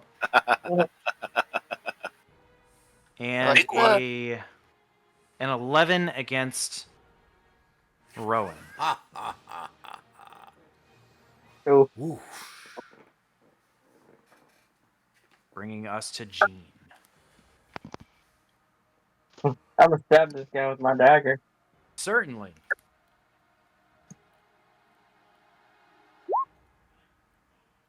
And a 12 will hit. Ooh. Take him to the shallow end of the gene pool. All right, so you don't get your sneak attack on this, so it's going to be 4 points of piercing damage. I'll also use my bonus action for 2-weapon fighting. Excellent. Go ahead and roll me another attack. That will hit. Now, because you're using 2-weapon fighting and you don't have a feat, the damage is just going to be a straight D4.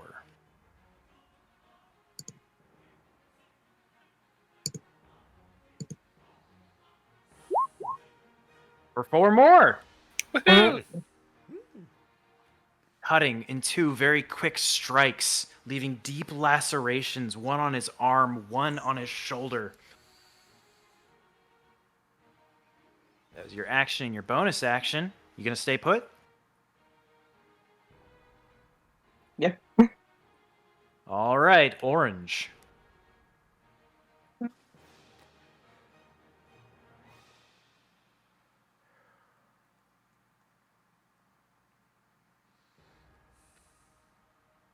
Okay. Now, both of the remaining combatants are looking very badly injured. So, whichever one you attack and hit is probably not going to survive. I don't have a clear shot with the captain. So I'm gonna go for the guy that's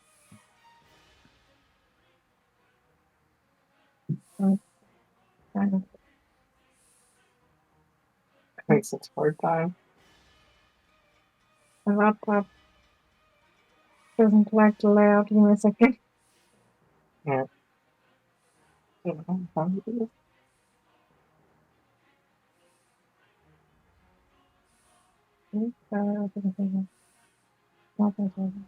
Thank you, sir. Yeah. Well,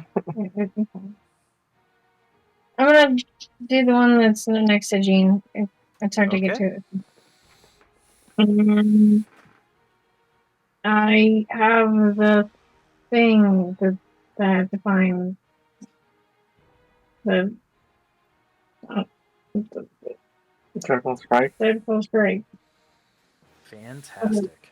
So go ahead Do and I- roll your attack for me real quick. Wait. What? Go ahead. I'm gonna get hit, but it's okay. Wait. So wait. If I do dreadful strike, it affects. No, it's because you have Hail Thorns still. I think. Yeah. No, No. Orange does not have Hail of Thorns anymore. Okay, never mind. I think I killed that last time. Yeah, you're okay. And No, it went away. you're good. I did think about that. You're good. Okay. Oh wait, I did the wrong one. Sorry. All right, so we know it's going to do 9 points of damage if it hits. Yeah. 13. Okay. That hit. Striking right in the forehead, this individual just falls straight back, deceased. You're a killer, Harry. Guns akimbo? All right, Orange, is there anything else you would like to do with your turn?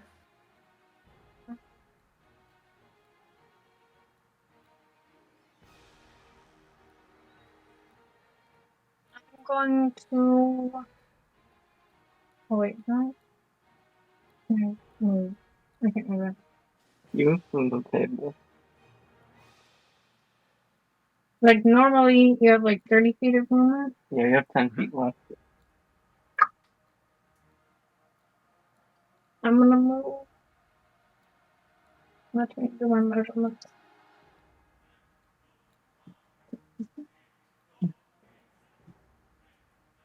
Let's see. I'm gonna move this way. Also about like right here, I think.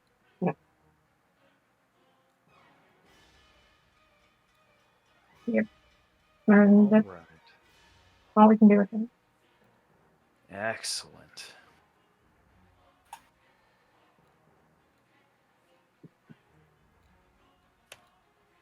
That will bring us to Vainheart. Move right here.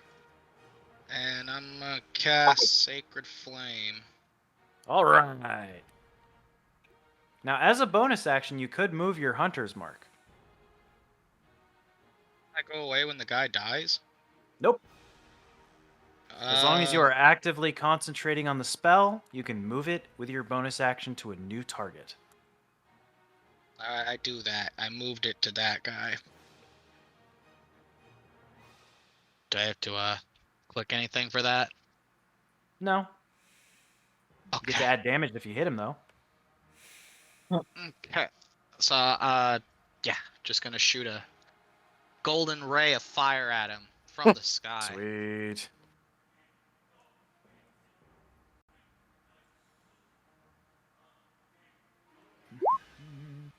If it hits. All right, so it's a dexterity saving throw of 12. And that's going to be a 15 against your saving throw.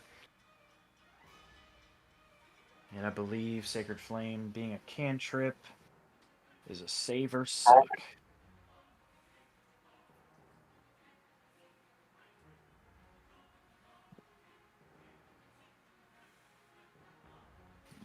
Yes.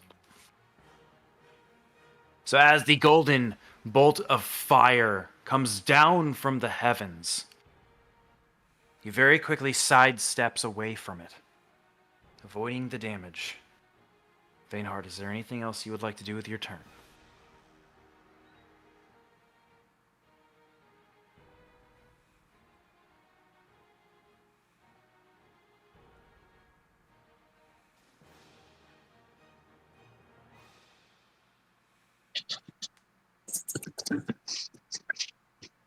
Vainheart?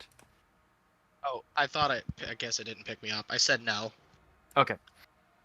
Then in that case, Val.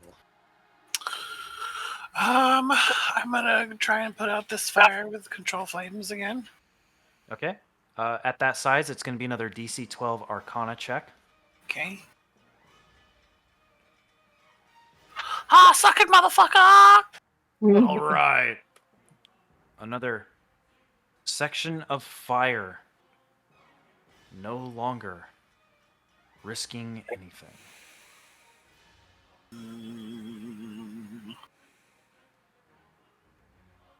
I don't have enough sorcery points to pull that little shindig I did last time again, so I think that's my turn.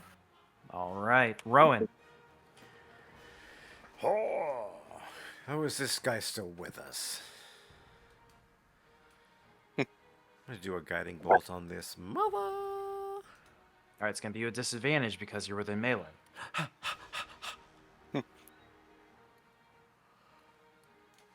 Well, I'm gonna do another melee attack then. Hua! And that'll hit. I'm gonna do a versatile bludgeoning maneuver. I'm gonna go for his soft tissue.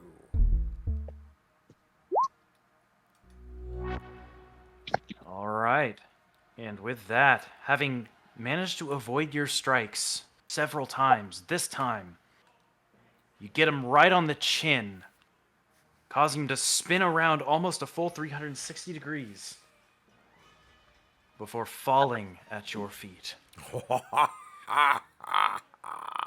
Now, at this point, we are out of combat, but we are not out of danger, but I need a 5-minute potty break. Okay, awesome. So, let's be back in 5 minutes, Okay. and we will deal with the terrifying fire situation when we return.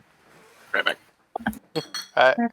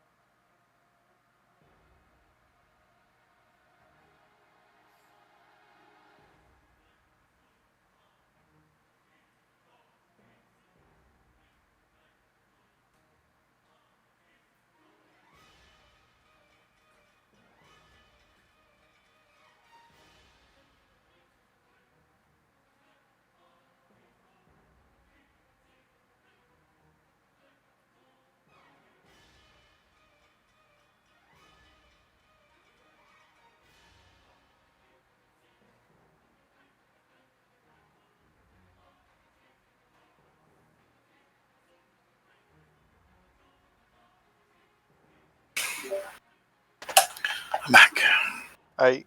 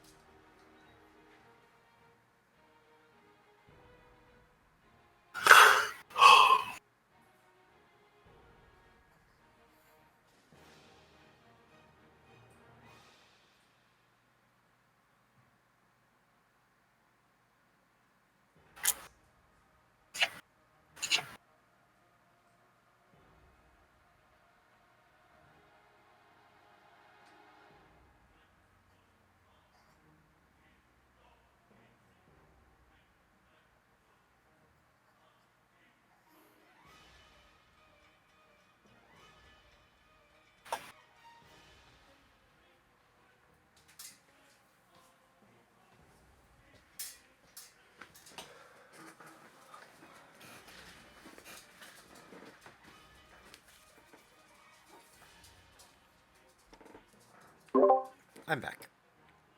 Welcome back. Oh, You alright? got the base. yeah.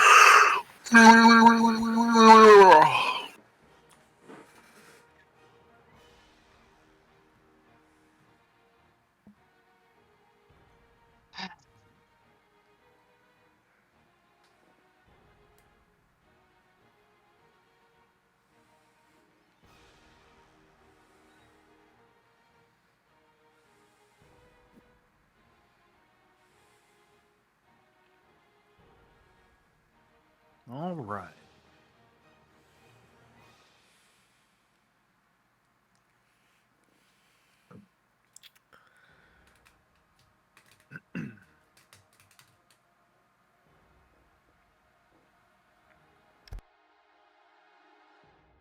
Version covered biscuit sticks. Biscuit sticks. Yeah. All right, so got everybody back? Yes, I believe so. Yep. Excellent. So, currently, you are surrounded by a growing fire that is slowly engulfing the entirety of the Eagle's Aerie. Oh. While you were able to put out a couple of the fires, you do not have enough spell slots to put out all of them.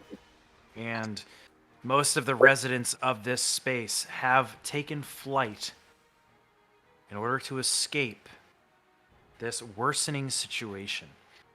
Now, you're all currently kind of stuck. There are ways that you could get down by utilizing the ramps and, bridges, platforms. How are you going to get yourselves out of this situation? Should we? So we're not allowed to continue to put out the fires. How many spell slots do you have left? It's a cantrip. I don't need spell slots. It would That is just a take fair forever. point. With the fires spreading as fast as they are, and the larger these flames are getting, the harder and harder it's going to be to put them out.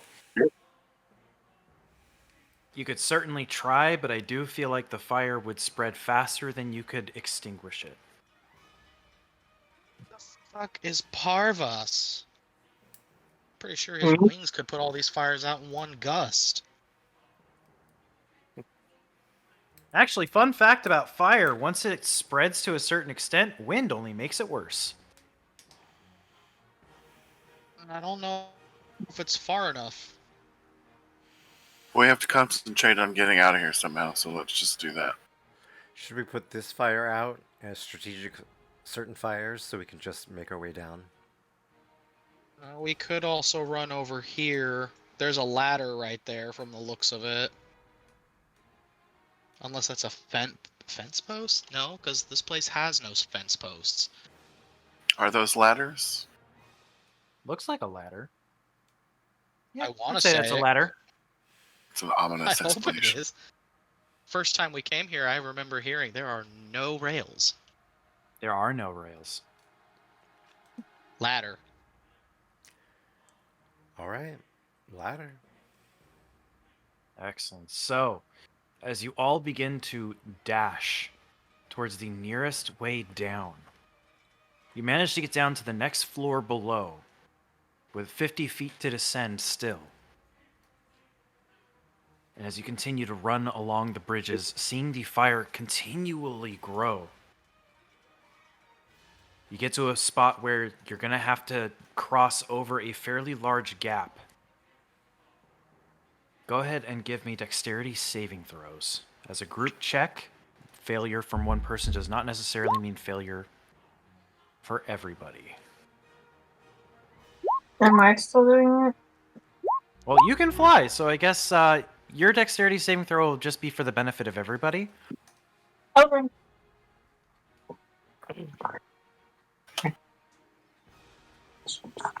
Or the depth? No. Excellent. That definitely pushes it in the right direction. Mhm. Realizing there's not a lot of time to think and formulate a plan. You just have to go with a course of action and commit to it as you run and jump across a gap in the bridge that has burned away. Val and Vainheart make it across just fine. Jean struggles to reach the other side, but there's two people to grab onto him and pull him in as Tradoroh jumps, tripping before he even leaves the bridge and almost having a nasty fall, but Orange comes in, swooping behind, grabbing him, and assisting him to the other side as you continue to descend further and further down. Another 40 feet, another 30 feet. But these flames are moving so very quickly.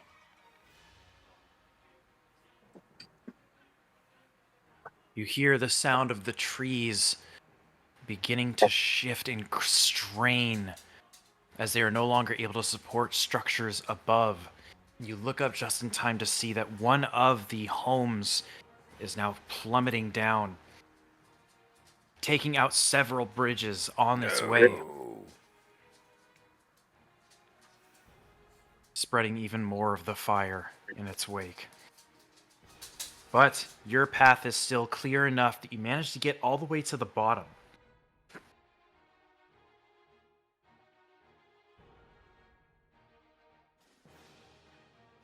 Heading for the nearest exit, which is the entry you first found to get into this space.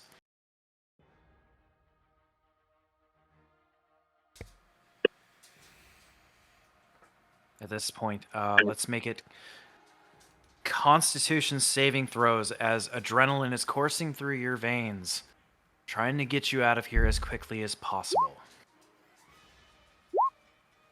Is it worse with my friend? Oh, no. Oh! What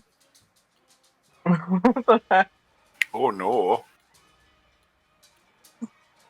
So natural ones being 2 failures.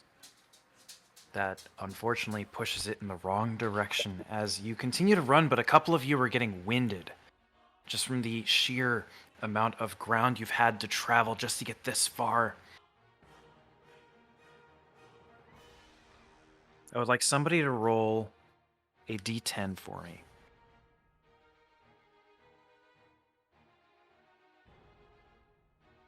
Anyone want to? I got a 6, I think. All right. I saw Vainheart's come through first. The flames are beginning to catch up and are starting to wrap around the way through. But it's just a little bit further as you continue to run. And at one point, the flames meet on 2 sides, turning into a solid wall, but you are too close to change direction, and you all just plunge through, hoping to break free and leave the fire behind. You're each going to take 1 point of fire damage. But now, through this wall of flame, there is no more fire ahead of you. You continue to run until you reach the first clearing.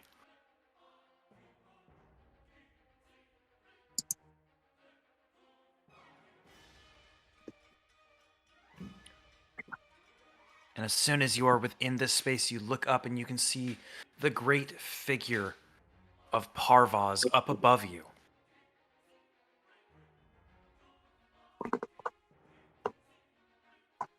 And he immediately swoops down, landing nearby.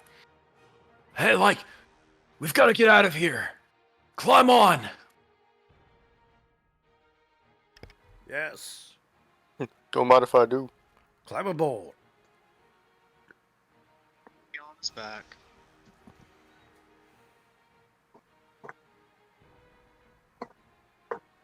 And as soon as all of you who need the assistance are on his back, he takes off straight up, breaking free of the tree line. Well above the flames, and you can see that now a very large portion of this forest has been completely engulfed.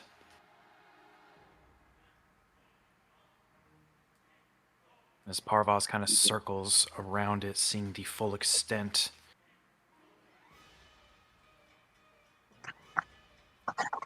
Just stay silent, as what can one say in the face of such destruction?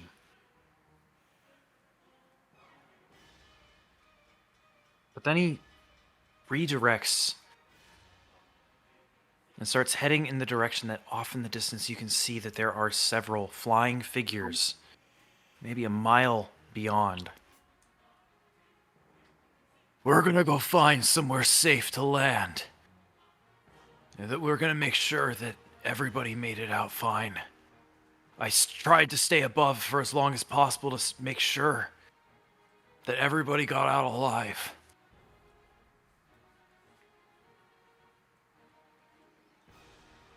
But our procedures in these situations is simply to seek safety.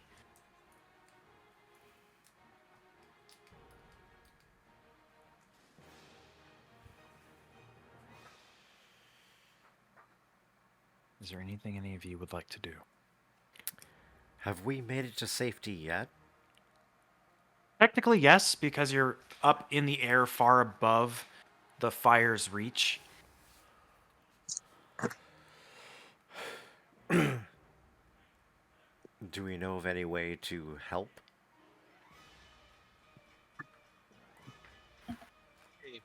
Check and see if Parvas is injured in any way. What does the group think we should do? Make escape and take a rest? I'm gonna take a nap. Yes. I don't know what we could do. Yeah, me either. The eggs. Did Where any should of we the even eggs go? get out? Let's assume that they took care of their own eggs.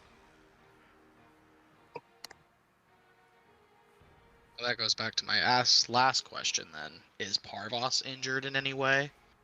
It doesn't appear to be.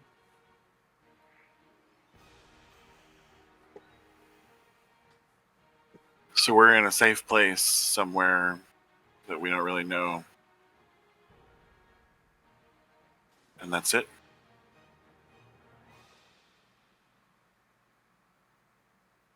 Making sure you guys had the opportunity to voice any ideas. As Parvas continues after the rest of his brethren. And you're airborne for about half an hour before he comes in for a landing in a fairly large clearing where you can see numerous avian creatures all resting here. And as Parvas lands, kind of leans back so you all slide off. Is anyone injured? Did everybody make it out? A couple of Aarakocra come by. We've done a head count, Parvas, and I believe everybody made it out alive. Oh, that's good news. Jolly good show.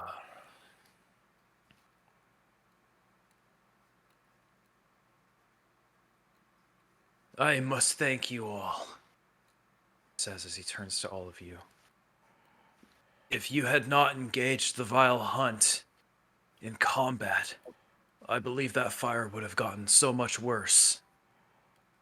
And we may have saw a loss of life on this terrible night. We're sorry we did not defeat them faster.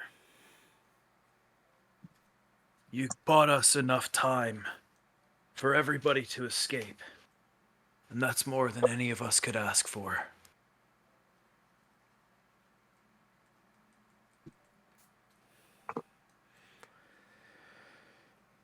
Well, do we need to stay with these guys, or do we need to go and find Opilia? Ones that were gonna help us find Opilia.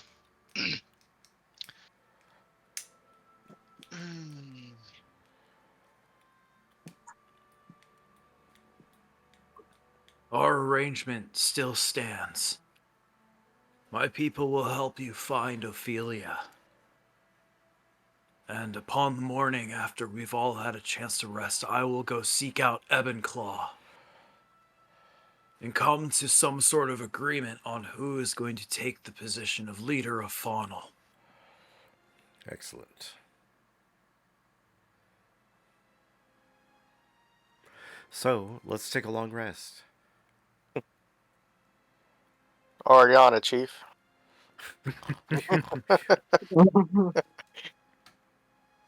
Unless there's anyone else, I say let's do a long rest. think it would be unwise if we did not rest. Yes. I'm falling asleep.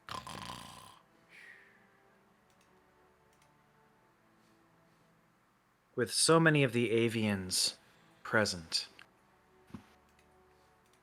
keeping a watchful eye on the surrounding area, you are perfectly safe here to complete a long rest and restore yourselves after an arduous combat situation.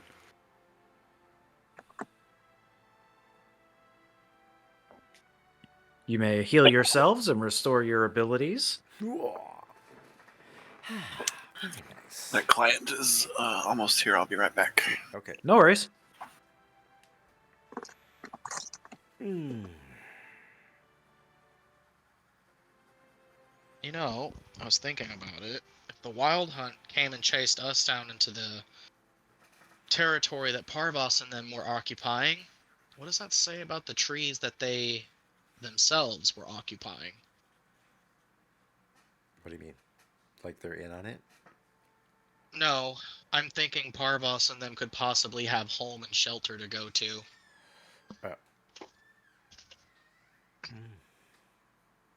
Not a bad I'm idea. pretty sure. I think there were only like 6 people at the trees where we did the heist. I don't think there were a whole lot of people there.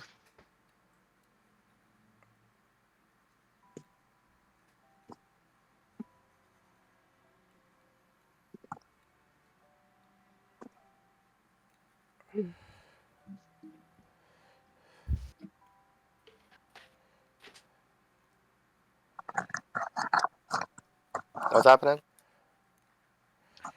We're taking I a think short currently- intermission. Yes. Well, since we're on an intermission, how would you like to level up? Oh, that sounds mighty peachy. Peachy Keen. Jelly bean? Level 4.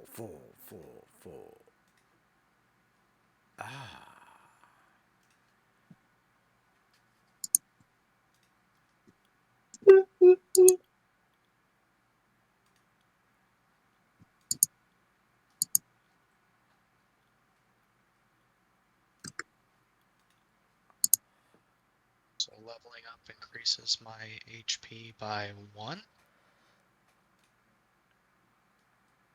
You do more than that. Well, I have it set for the roll, but it didn't roll.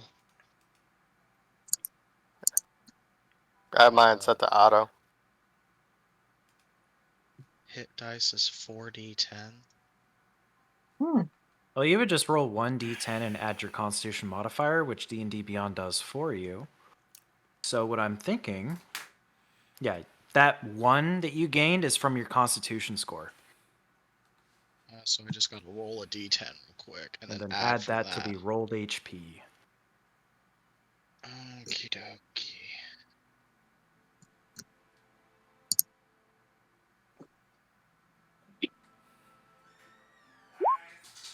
Nice. Oh, hello there.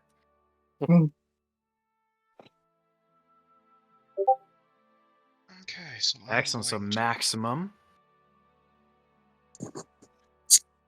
I'm gonna have waiting for it to load. Manage, and I'm adding 10 to that. Correct. So 40 apply. I have 44 HP because I added to the 30.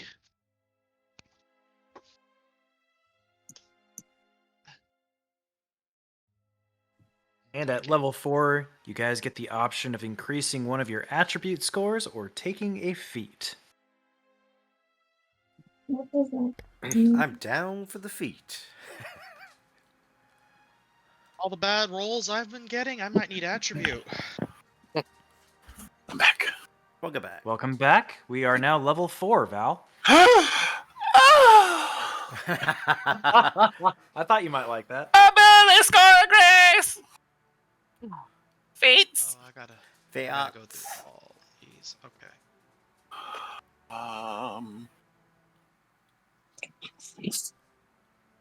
That's what we're trying to do right now. What is the feat versus the ability score mean? So you're going to go into your manage character sheet details. And I'm going to pull up a random character sheet so I can actually look at the same thing you're looking at. So, on your character sheet next to the name where it says manage, you're going to click on that. And then in the pop-up, it's going to be manage character and levels. And when it takes you to that page, it'll show you all the things that you now have at level 4. And it should be the bottom option, which says ability score improvement. If you open up that drop-down, it gives the option between an ability score improvement or a feat. Now, with ability score improvements, you can either increase 1 score by 2 points, or you can increase 2 scores by 1.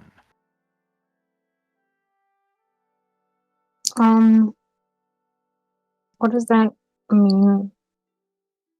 So, as an example for you,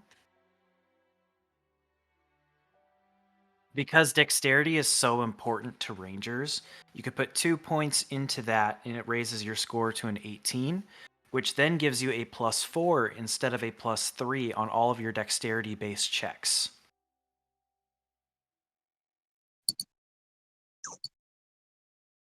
So, can you do it on ones like that aren't good? Like if I wanted to improve my constitution?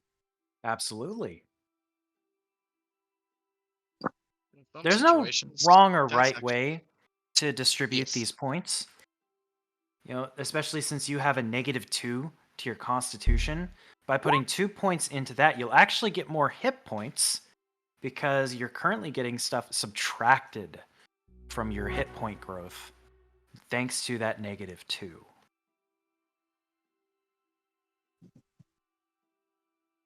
Okay. I don't really understand the feat, but I'm just can I, right. Yeah, the feats are they're not presented in the most user-friendly way. The one that most rangers go for is sharpshooter, and the details of that, there is an effective range, and then there is a maximum range on your bow. It's like 150 feet for your optimal range, but beyond that, up to 300 feet, you can still attack things. It's just with disadvantage. Taking sharpshooter removes the disadvantage. You just have 300 feet of range that you can hit people with. You would also ignore half cover and 3/4 cover, so people hiding behind things a little bit, you can still attack them perfectly well. And there's also the option to do more damage with your attacks. But Gotcha. I mean, there are too many feats that you could take, and the way that they are laid out, it's not very easy to go through all of them and really read through what they all do.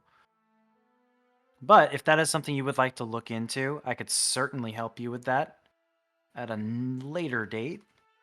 Gotcha. Okay.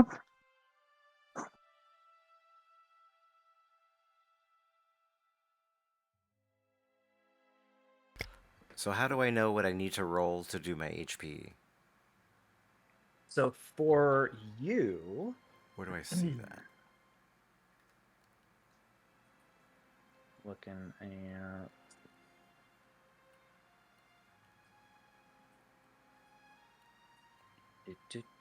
load faster. So you would roll a d8, and that can be seen on the manage character screen where you adjusted your level. There is a little option there that says hit dice, and that just tells you what dice you utilize for your hit points.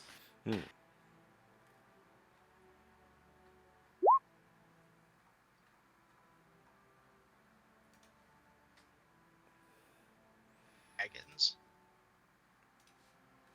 Meh. And I take that number and I add it. Yeah, so you'll go into the manage HP option. and you'll add that to the 18 that you have in there. It automatically includes your Constitution modifier, so you don't need to worry about that. Oh, very nice. Thank you. I half leveled and rolled. Fantastic.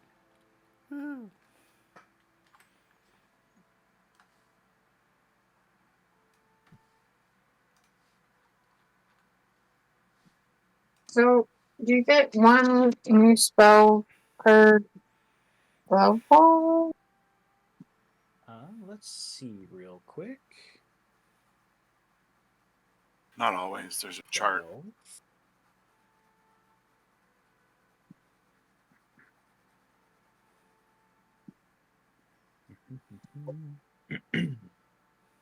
I take this feat, my persuasion chance increases by 6. All right, so Orange, it doesn't look like you learn any new spells with your level up. Okay.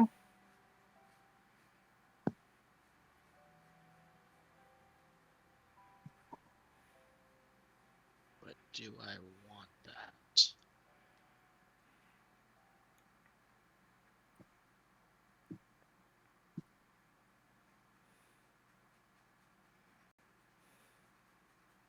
Are there any other questions as far as character growth?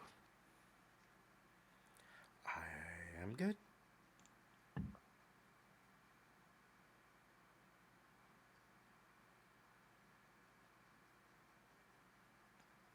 I'm good.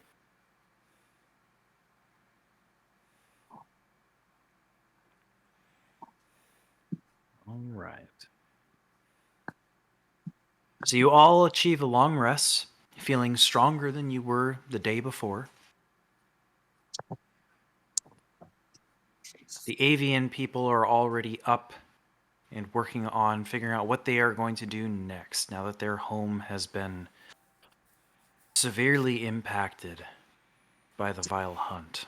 You can overhear many of them talking about the atrocity of bringing fire into such a beautiful location.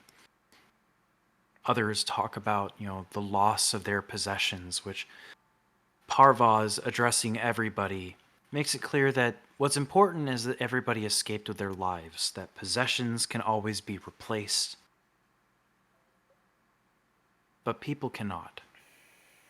Offering them some solace in this tough time, ensuring them that they will find a new place to call home,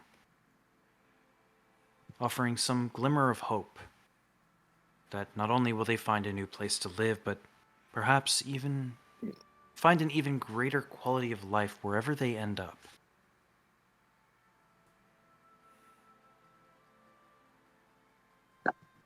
And after making sure that all of his people are comfortable and content with the plan of action, Parvas comes to all of you.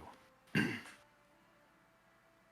is a good morning for you all to be continuously with us in our endeavors.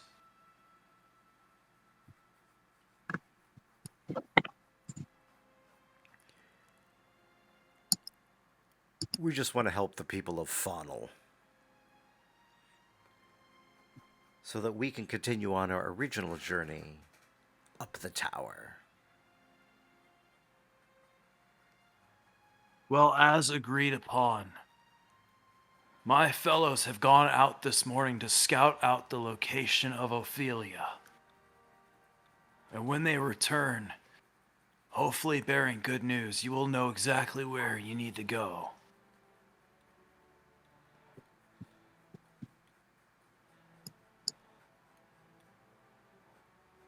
Thank you, kind sir. What about your home? Where are you guys gonna go? We will take to the skies in order to survey the land below. And we will find a new place to call home. What about the hollowed out trees that the hunters were using? Whereabouts were those trees? I'm just gonna pull out a map, kind of show it to him, and point to the location and tell him that his scouts that went with us will know where those trees are at?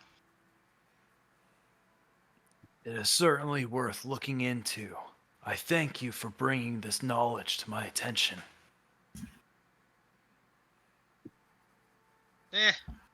Forget about it.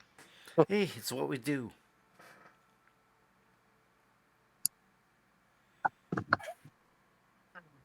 So we have to Sucks wait it here up. until we hear back. Looks So it that doesn't way. seem like we're going anywhere.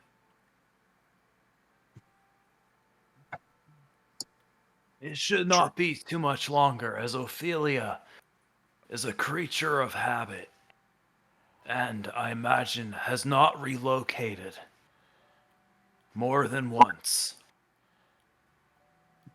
Sorry if I missed the description of where we're at, but are we like around a campfire or something, or where? What are we doing? No, there are no fires. The avian people of the Eagle's Aerie are a little wary about lighting any more fires after the experience of their homes. But you are in a massive clearing away from any trees and just kind of,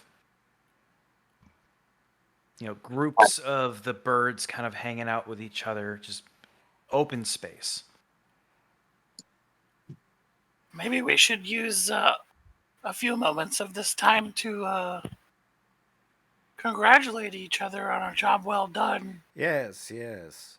I think personally, I saw Jean do a lot of stabby, sneaky stabs, and also Orange shooting her magnificent arrows and killing That's very things. cool. Yes, yes.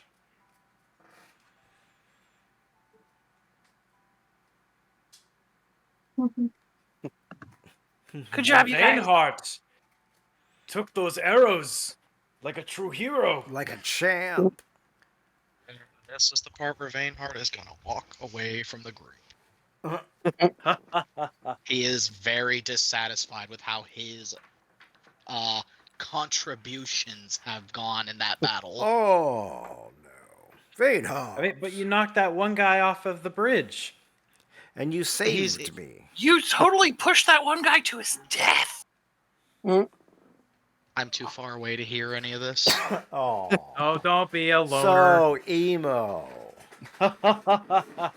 Like all humans. Hey, Big T, you know that guy the longest, right? What's his deal? It's just a phase.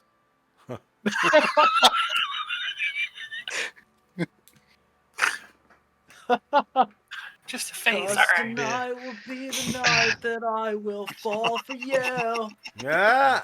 Big T is gonna take like 1 hit point of radiant damage as fire just hits him from nowhere. I thought you were too far away to hear what we were talking about, so why would I can hear him no matter how far away I am. It's a curse. I don't think so.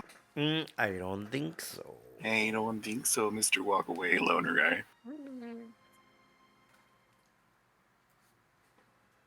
But waiting around for some word to come your way. Probably wait for about an hour before the scouts that Parvas had sent out return to the clearing with everybody in it. One of them, this large hawk, just kind of lands nearby. Is his name Mike? No. Mike Hawk? Okay. Oh, god damn it. Over my head. That's what I was thinking. I know you were, Big T. I understand that we were sent to scout on your behalf. Yes. What news of you? We flew many miles. But we did locate Opilia and her kin.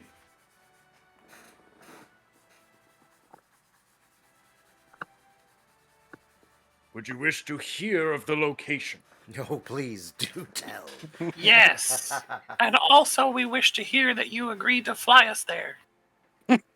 We would like to hear both of these things. And he just kind of stands there and thinks for a moment. Well, Parvas did not say anything about us providing transportation. He There said to should render not us be. all aid as we may require on our journey. Do you know who we are? We have saved your youngling. We may not be able to take you as far as Opilia herself, but we could at least get you out of this prairie land and into the forest, if you find these terms acceptable. Yes. Yes. Something's better than nothing. Yes. Excellent. Right, you wish to know.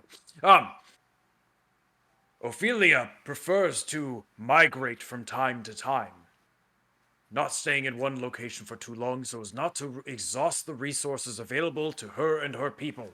However, these rotations occur in one of 3 locations: ancient temples of unknown origin that provide Ophilia's people a bastion of defense against the predatory individuals coming from Ebenclaw's ilk. We have tracked her to the one to the southwest. We will take you as far as the edge of the jungle, but then we must return to provide assistance to our own people. That sounds good. Or as good as we're going to get. Thanks, Mike. Mr. My Hawk. name is not Mike. It could be This a is Zephyr. nickname. Zephyr? Oh, Zephyr the Hawk? Zephyr. That's a cool name. Zephyr.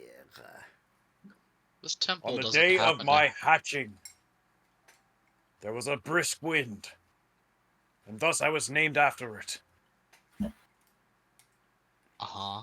Is that what Brisk Zephyr wind, is means? it? Brisk wind? He is a brisk wind. Vainheart, what was your question? This temple doesn't happen to have a quaddle in it, does it? Guatl? Not to my knowledge.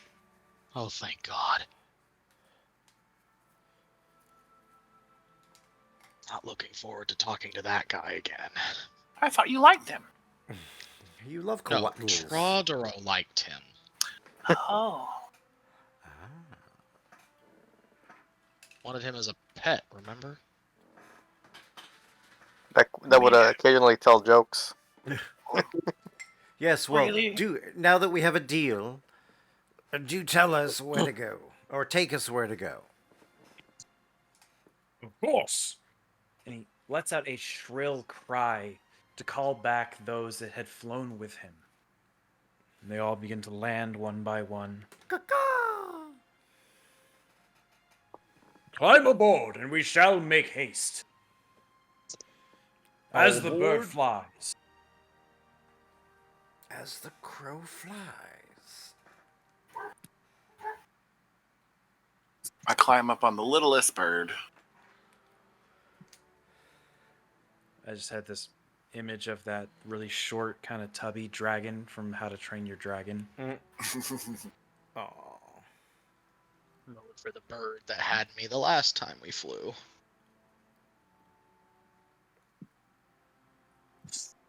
My bird baby Pudgy, but it's got the biggest breasts. Oh, you're a breast man. Marinate those in honey, and I guarantee you they taste amazing. Cover your ears. What? What? Nothing. I don't think they heard me either way. He was talking It's about okay. covering me in honey and licking it off my body. That's all. I don't think Goblin would taste that good. Don't knock until you Not try. with that attitude. I'm talking about cooking. Cooking! Sorry. Paprika goes a long way. I Surely love does. paprika. I don't think it's saving that. I taste of cumin. Oh, common. Oh. It's like Taco Tuesday every night in here. Common. Oh yeah, then I definitely won't like it. The birds Not take every- flight. The birds and be- taking and flight. fly you towards the edge of the jungle, The birds have had depositing enough of our you, depositing you where they said they would, indicating that it will be a tough travel into the jungle itself. But as long as you maintain a southwesterly heading, you will come upon the ruins that Opilia is currently occupying. Southwest. Got it. Thanks, Mike. Zephyr! It's a term of endearment. Mr. Hawk. Thanks, Zephyr. / Mark. Call him Murpher for short. Thanks, Hawk. Murpher. Ermagerd! It's a Murpher. herc! It's a herc. Gers burps, my favorite burks. Oh my. So as the birds take off, returning to their own people to help them relocate and find a new home, you all turn your attention to the familiar, dangerous jungle that you had all met in. Oh no. Full circle. Oh no, emotion. We're back here. Does that guy Mick around here anywhere? Not that you can see. I got a word to say to him when I see him. And it involves stab, stab, slash, slash. Shall we head southwest? Let's go. All right. West? I thought Somebody we meant go west. ahead and give me a survival check to try and navigate Ooh. as accurately I as have possible. +3. Oh.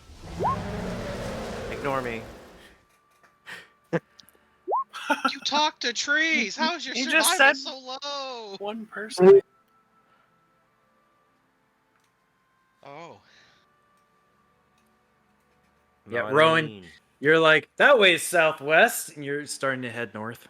As everybody else just kind of grabs you, turns you around, and points in the direction of the jungle. Of the jungle. He was actually walking back toward the plains, literally in the direction that we just came from.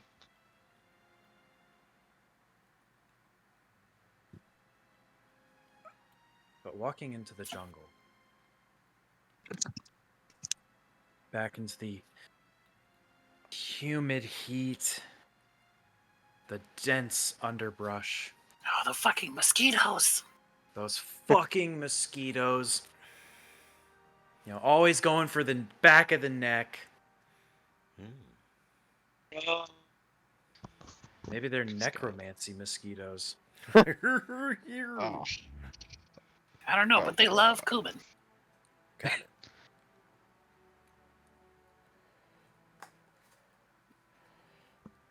Thanks to Vainheart and Jean working together to formulate as straight of a path through as possible. One of the things that's very difficult about traversing very difficult terrain, such as a dense jungle, is that it's very hard to walk in a straight line. You're constantly having to overcompensate your steps to avoid any kind of hazards on the ground, whether it be streams, rocks, fallen trees. But working together, picking a point as far out as you can see, and kind of putting some space between the two of them as they work towards that point, it keeps you all on as straight of a path as possible, picking a location far ahead and just moving towards it, reorienting as necessary.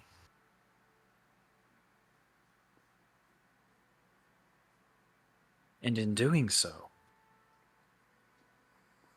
who has the best passive perception?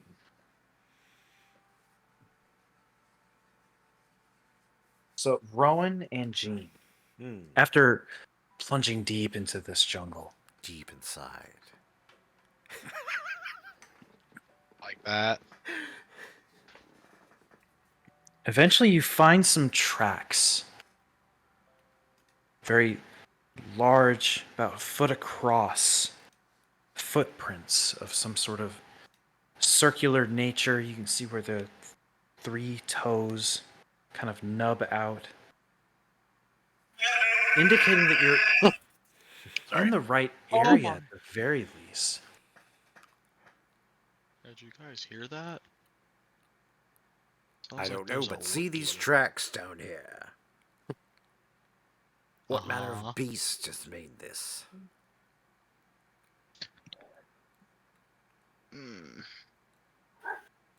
Somebody give me a nature or a survival check to determine. My survival's +3. Not good at either one of those.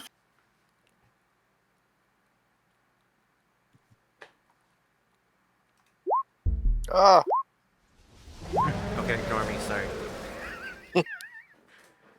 That is 2 in a row, sir. Look, he made it through the combat. We gotta celebrate the small victories. Yes.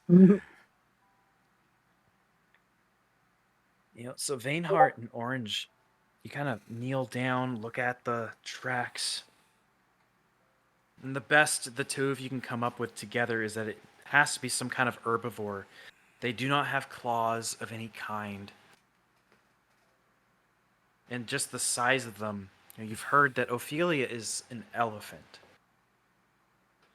And based on the length across the track, She gets around. and it's some sort of herbivore, some very large herbivore, might even be Opilia herself. That's not a Therizinosaur. Those guys are assholes.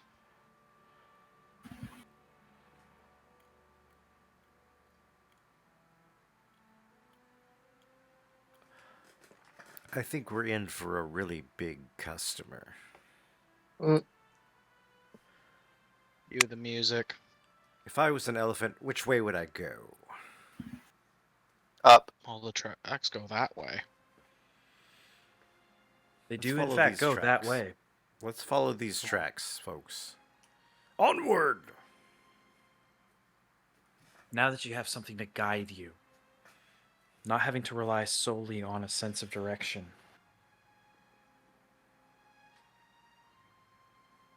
After another couple of hours of travel,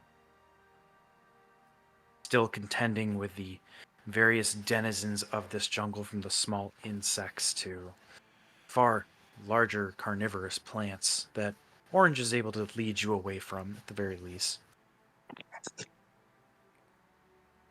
Eventually, you come upon a broken archway made of tiled stone or bricks. And most of it's been destroyed. In fact, the only thing left is just the archway itself. But the archway is about 30 feet high, 40 feet wide. And the tracks seem to lead directly underneath it. And further beyond, you can start to make out other structures that are starting or have been reclaimed by the jungle itself, covered in vines and ivy.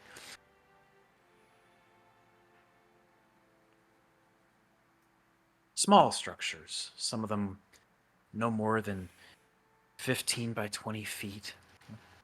Decent living space for humanoid figures such as yourselves, but not nearly big enough for a full-sized elephant at the very least.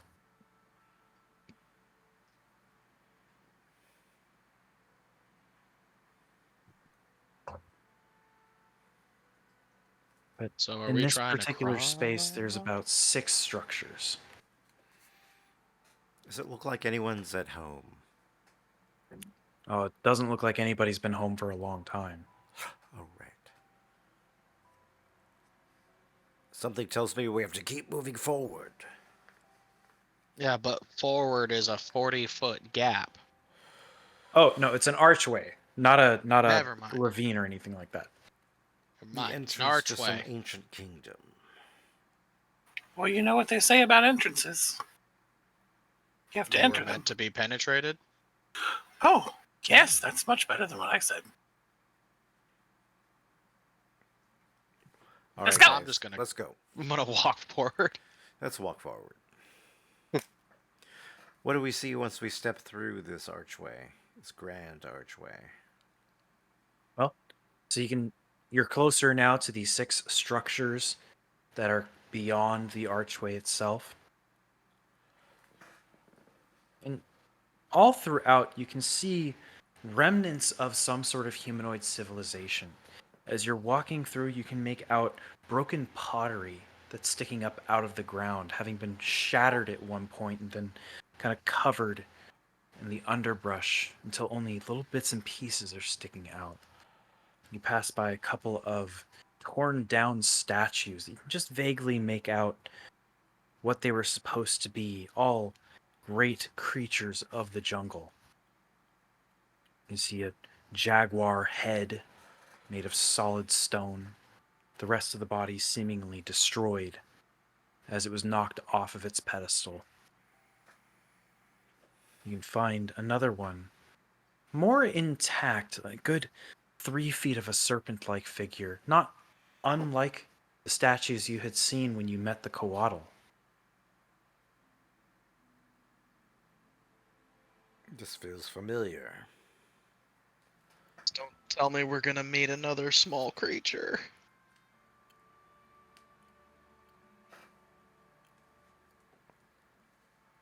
But which way That tries could to get in my Opilia head. be? Say again, Rowan? But which way could Opilia be? Is there any like discernible way we can go? You can still see the tracks that lead through this area and beyond. Does anybody want to stop and look at these structures, or should we just keep going? I say keep going. And we'll keep walking. Maybe we'll keep walking. Keep walking, but you won't I go wonder down if any of alone. these structures would have had anything useful in them. I mean, maybe, but You want we I need to stay mean- on her trail. So I don't off think- above table, whatever it's called, out of character. When you present something like this to us, is it to our advantage to inspect the things, or are we just supposed to gamble yay or nay, or would you just not even tell us about it if it was nothing? Well,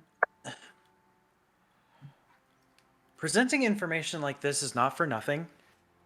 If anything, at the very least, it's going to be thematic and narrative based. But there's always the possibility of there being something to find in these areas. So just kind of a blanket statement. It's never for nothing. So we shouldn't just ignore it. I don't think we should. Well, then I let's mean, take these a are- look. Let's take a deeper look. Okay. Go ahead and roll me perception checks as you or perception or investigation, as you just take a moment to look through if there's anything of Whoops. value within these structures. I rolled performance Yep. Hoopsies.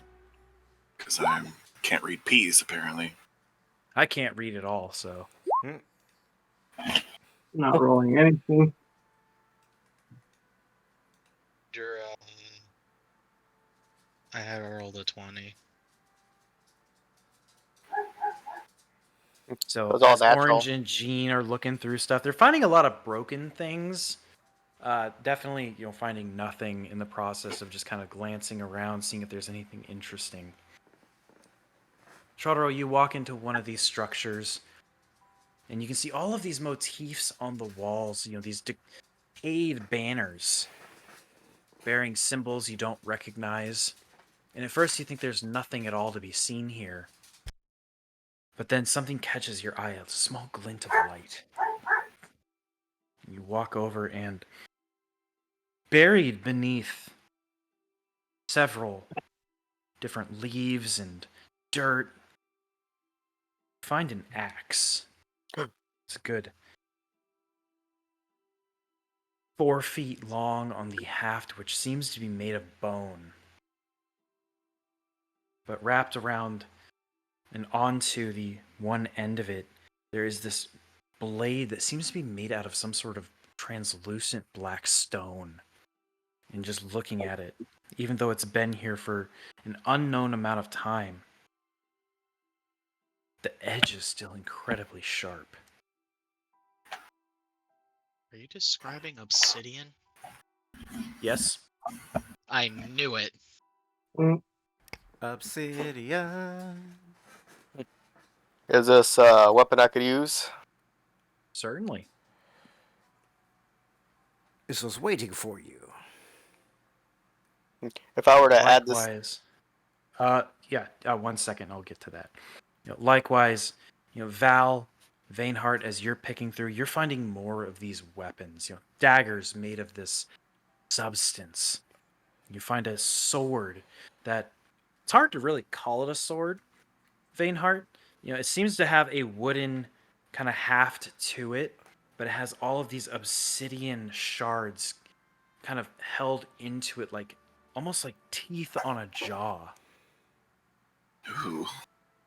So 1 axe, 1 sword, long sword base, and about 3 daggers. And what's very special about these particular weapons, they crit on a 19.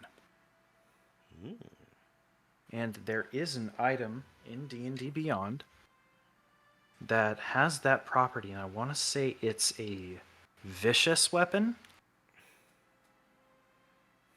Let's see. We got Vicious Battle Axe, which I assume is what Tradoroh picked up.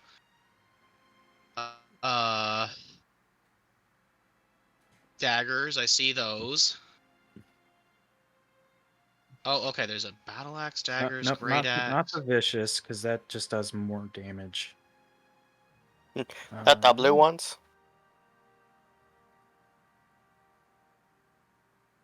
There's a thing here.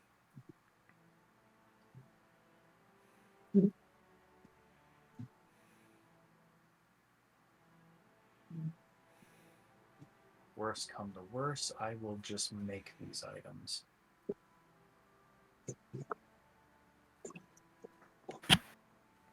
Yeah, probably going to have to make these. I don't think they actually exist. But 3 daggers, a longsword, battle axe. All with a property that allows them to get a critical hit on a 19 versus a 20. So 19 and 20. Nice. And you guys were going to keep walking. Well, I've been known to be impatient. The Vicious weapons really that much stronger? I'm looking at them, and they do the same damage, just when you roll a crit, they do 7 more damage. You're not getting Yeah, vicious but- weapons, so what does it matter? Well, the difference being that they do more damage on a 20, but you crit more often with what you have found. Where Okay. it's a 1 in 20 chance with a vicious weapon, it's a 1 in 10 chance with what I have gifted you with these obsidian weapons. Benevolent DM. In addition to that, you find other ceremonial, tribal, ancient items of unknown value, although nothing that has any mechanical use for any of you. Is But there maybe something that could be sold. is there any sort of little shiny thing I could stick into my pockets? Well, you rolled a 17. And since you would absolutely be looking for shiny things, I'll say you find 3 little shiny stones that they're kind of this milky white in color and almost seem to glow, this very soft light, almost like moonlight. Moonstones. Moonstone.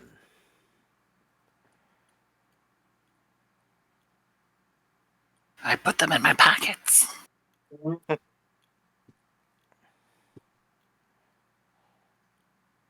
with that, having found some lost relics of a bygone age, well on your way to locating Opilia and potentially correcting the path that Faunal is on that would lead to reabsorption into the Beastlands. That is where we're going to end our session for this evening. Woohoo! Yay. Woo! You guys had a very successful combat, got yourselves a level up, and found some pretty cool items. Yeah. Successful combat. It was successful. No.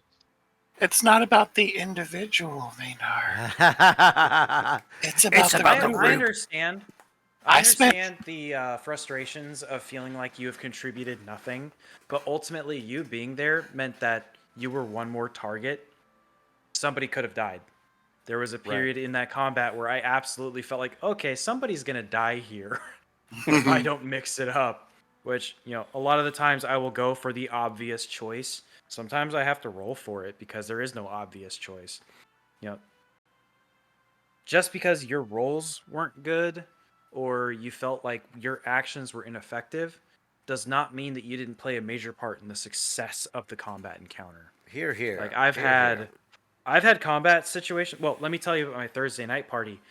They silvery barbs every critical hit that I get. They give me disadvantage on my rolls more often than I have straight rolls. And they walk all over creatures they have no business beating. But that's where their fun comes in, is by making my life a living hell. And I can't take that away from them because that's what they enjoy doing. As frustrating as it is for me, I have to accept it's not about me, it's about their fun. And so, maybe combat didn't go the way that you wanted it to today, but that doesn't mean it's going to be like that every time. That's true. I spent half the time uselessly putting out fires. And then we just ran away. I wonder if we could have put the fires out first. There was a lot of them. Yeah. That was never going to You happen. absolutely could have affected the spreading of that fire, but narrative points are what they are. And if anything, what we have gained from the Eagle's Aerie burning to the ground is just a stronger reason to keep pursuing the altruistic path. Mm-hmm. Yes. This Mick Mangehide and the Vile Hunt are some bad dudes. They had to go. They gotta be stopped. But with that being said, I have got to call my wife, make sure she's still doing okay on her drive. I'm still not anticipating her getting home for another 3.5 hours. So I'm going to go make sure she's doing okay. You all have a wonderful rest of your evening. Have a wonderful weekend. And unfortunately, I'll see you in 2 weeks. Oh. Thank you, Charlie. This was Thank really you. fun This was a great tonight. Thank you, Charlie. Good night. Thank you for being wonderful players. I'll see you next time. Night. Night. Bye.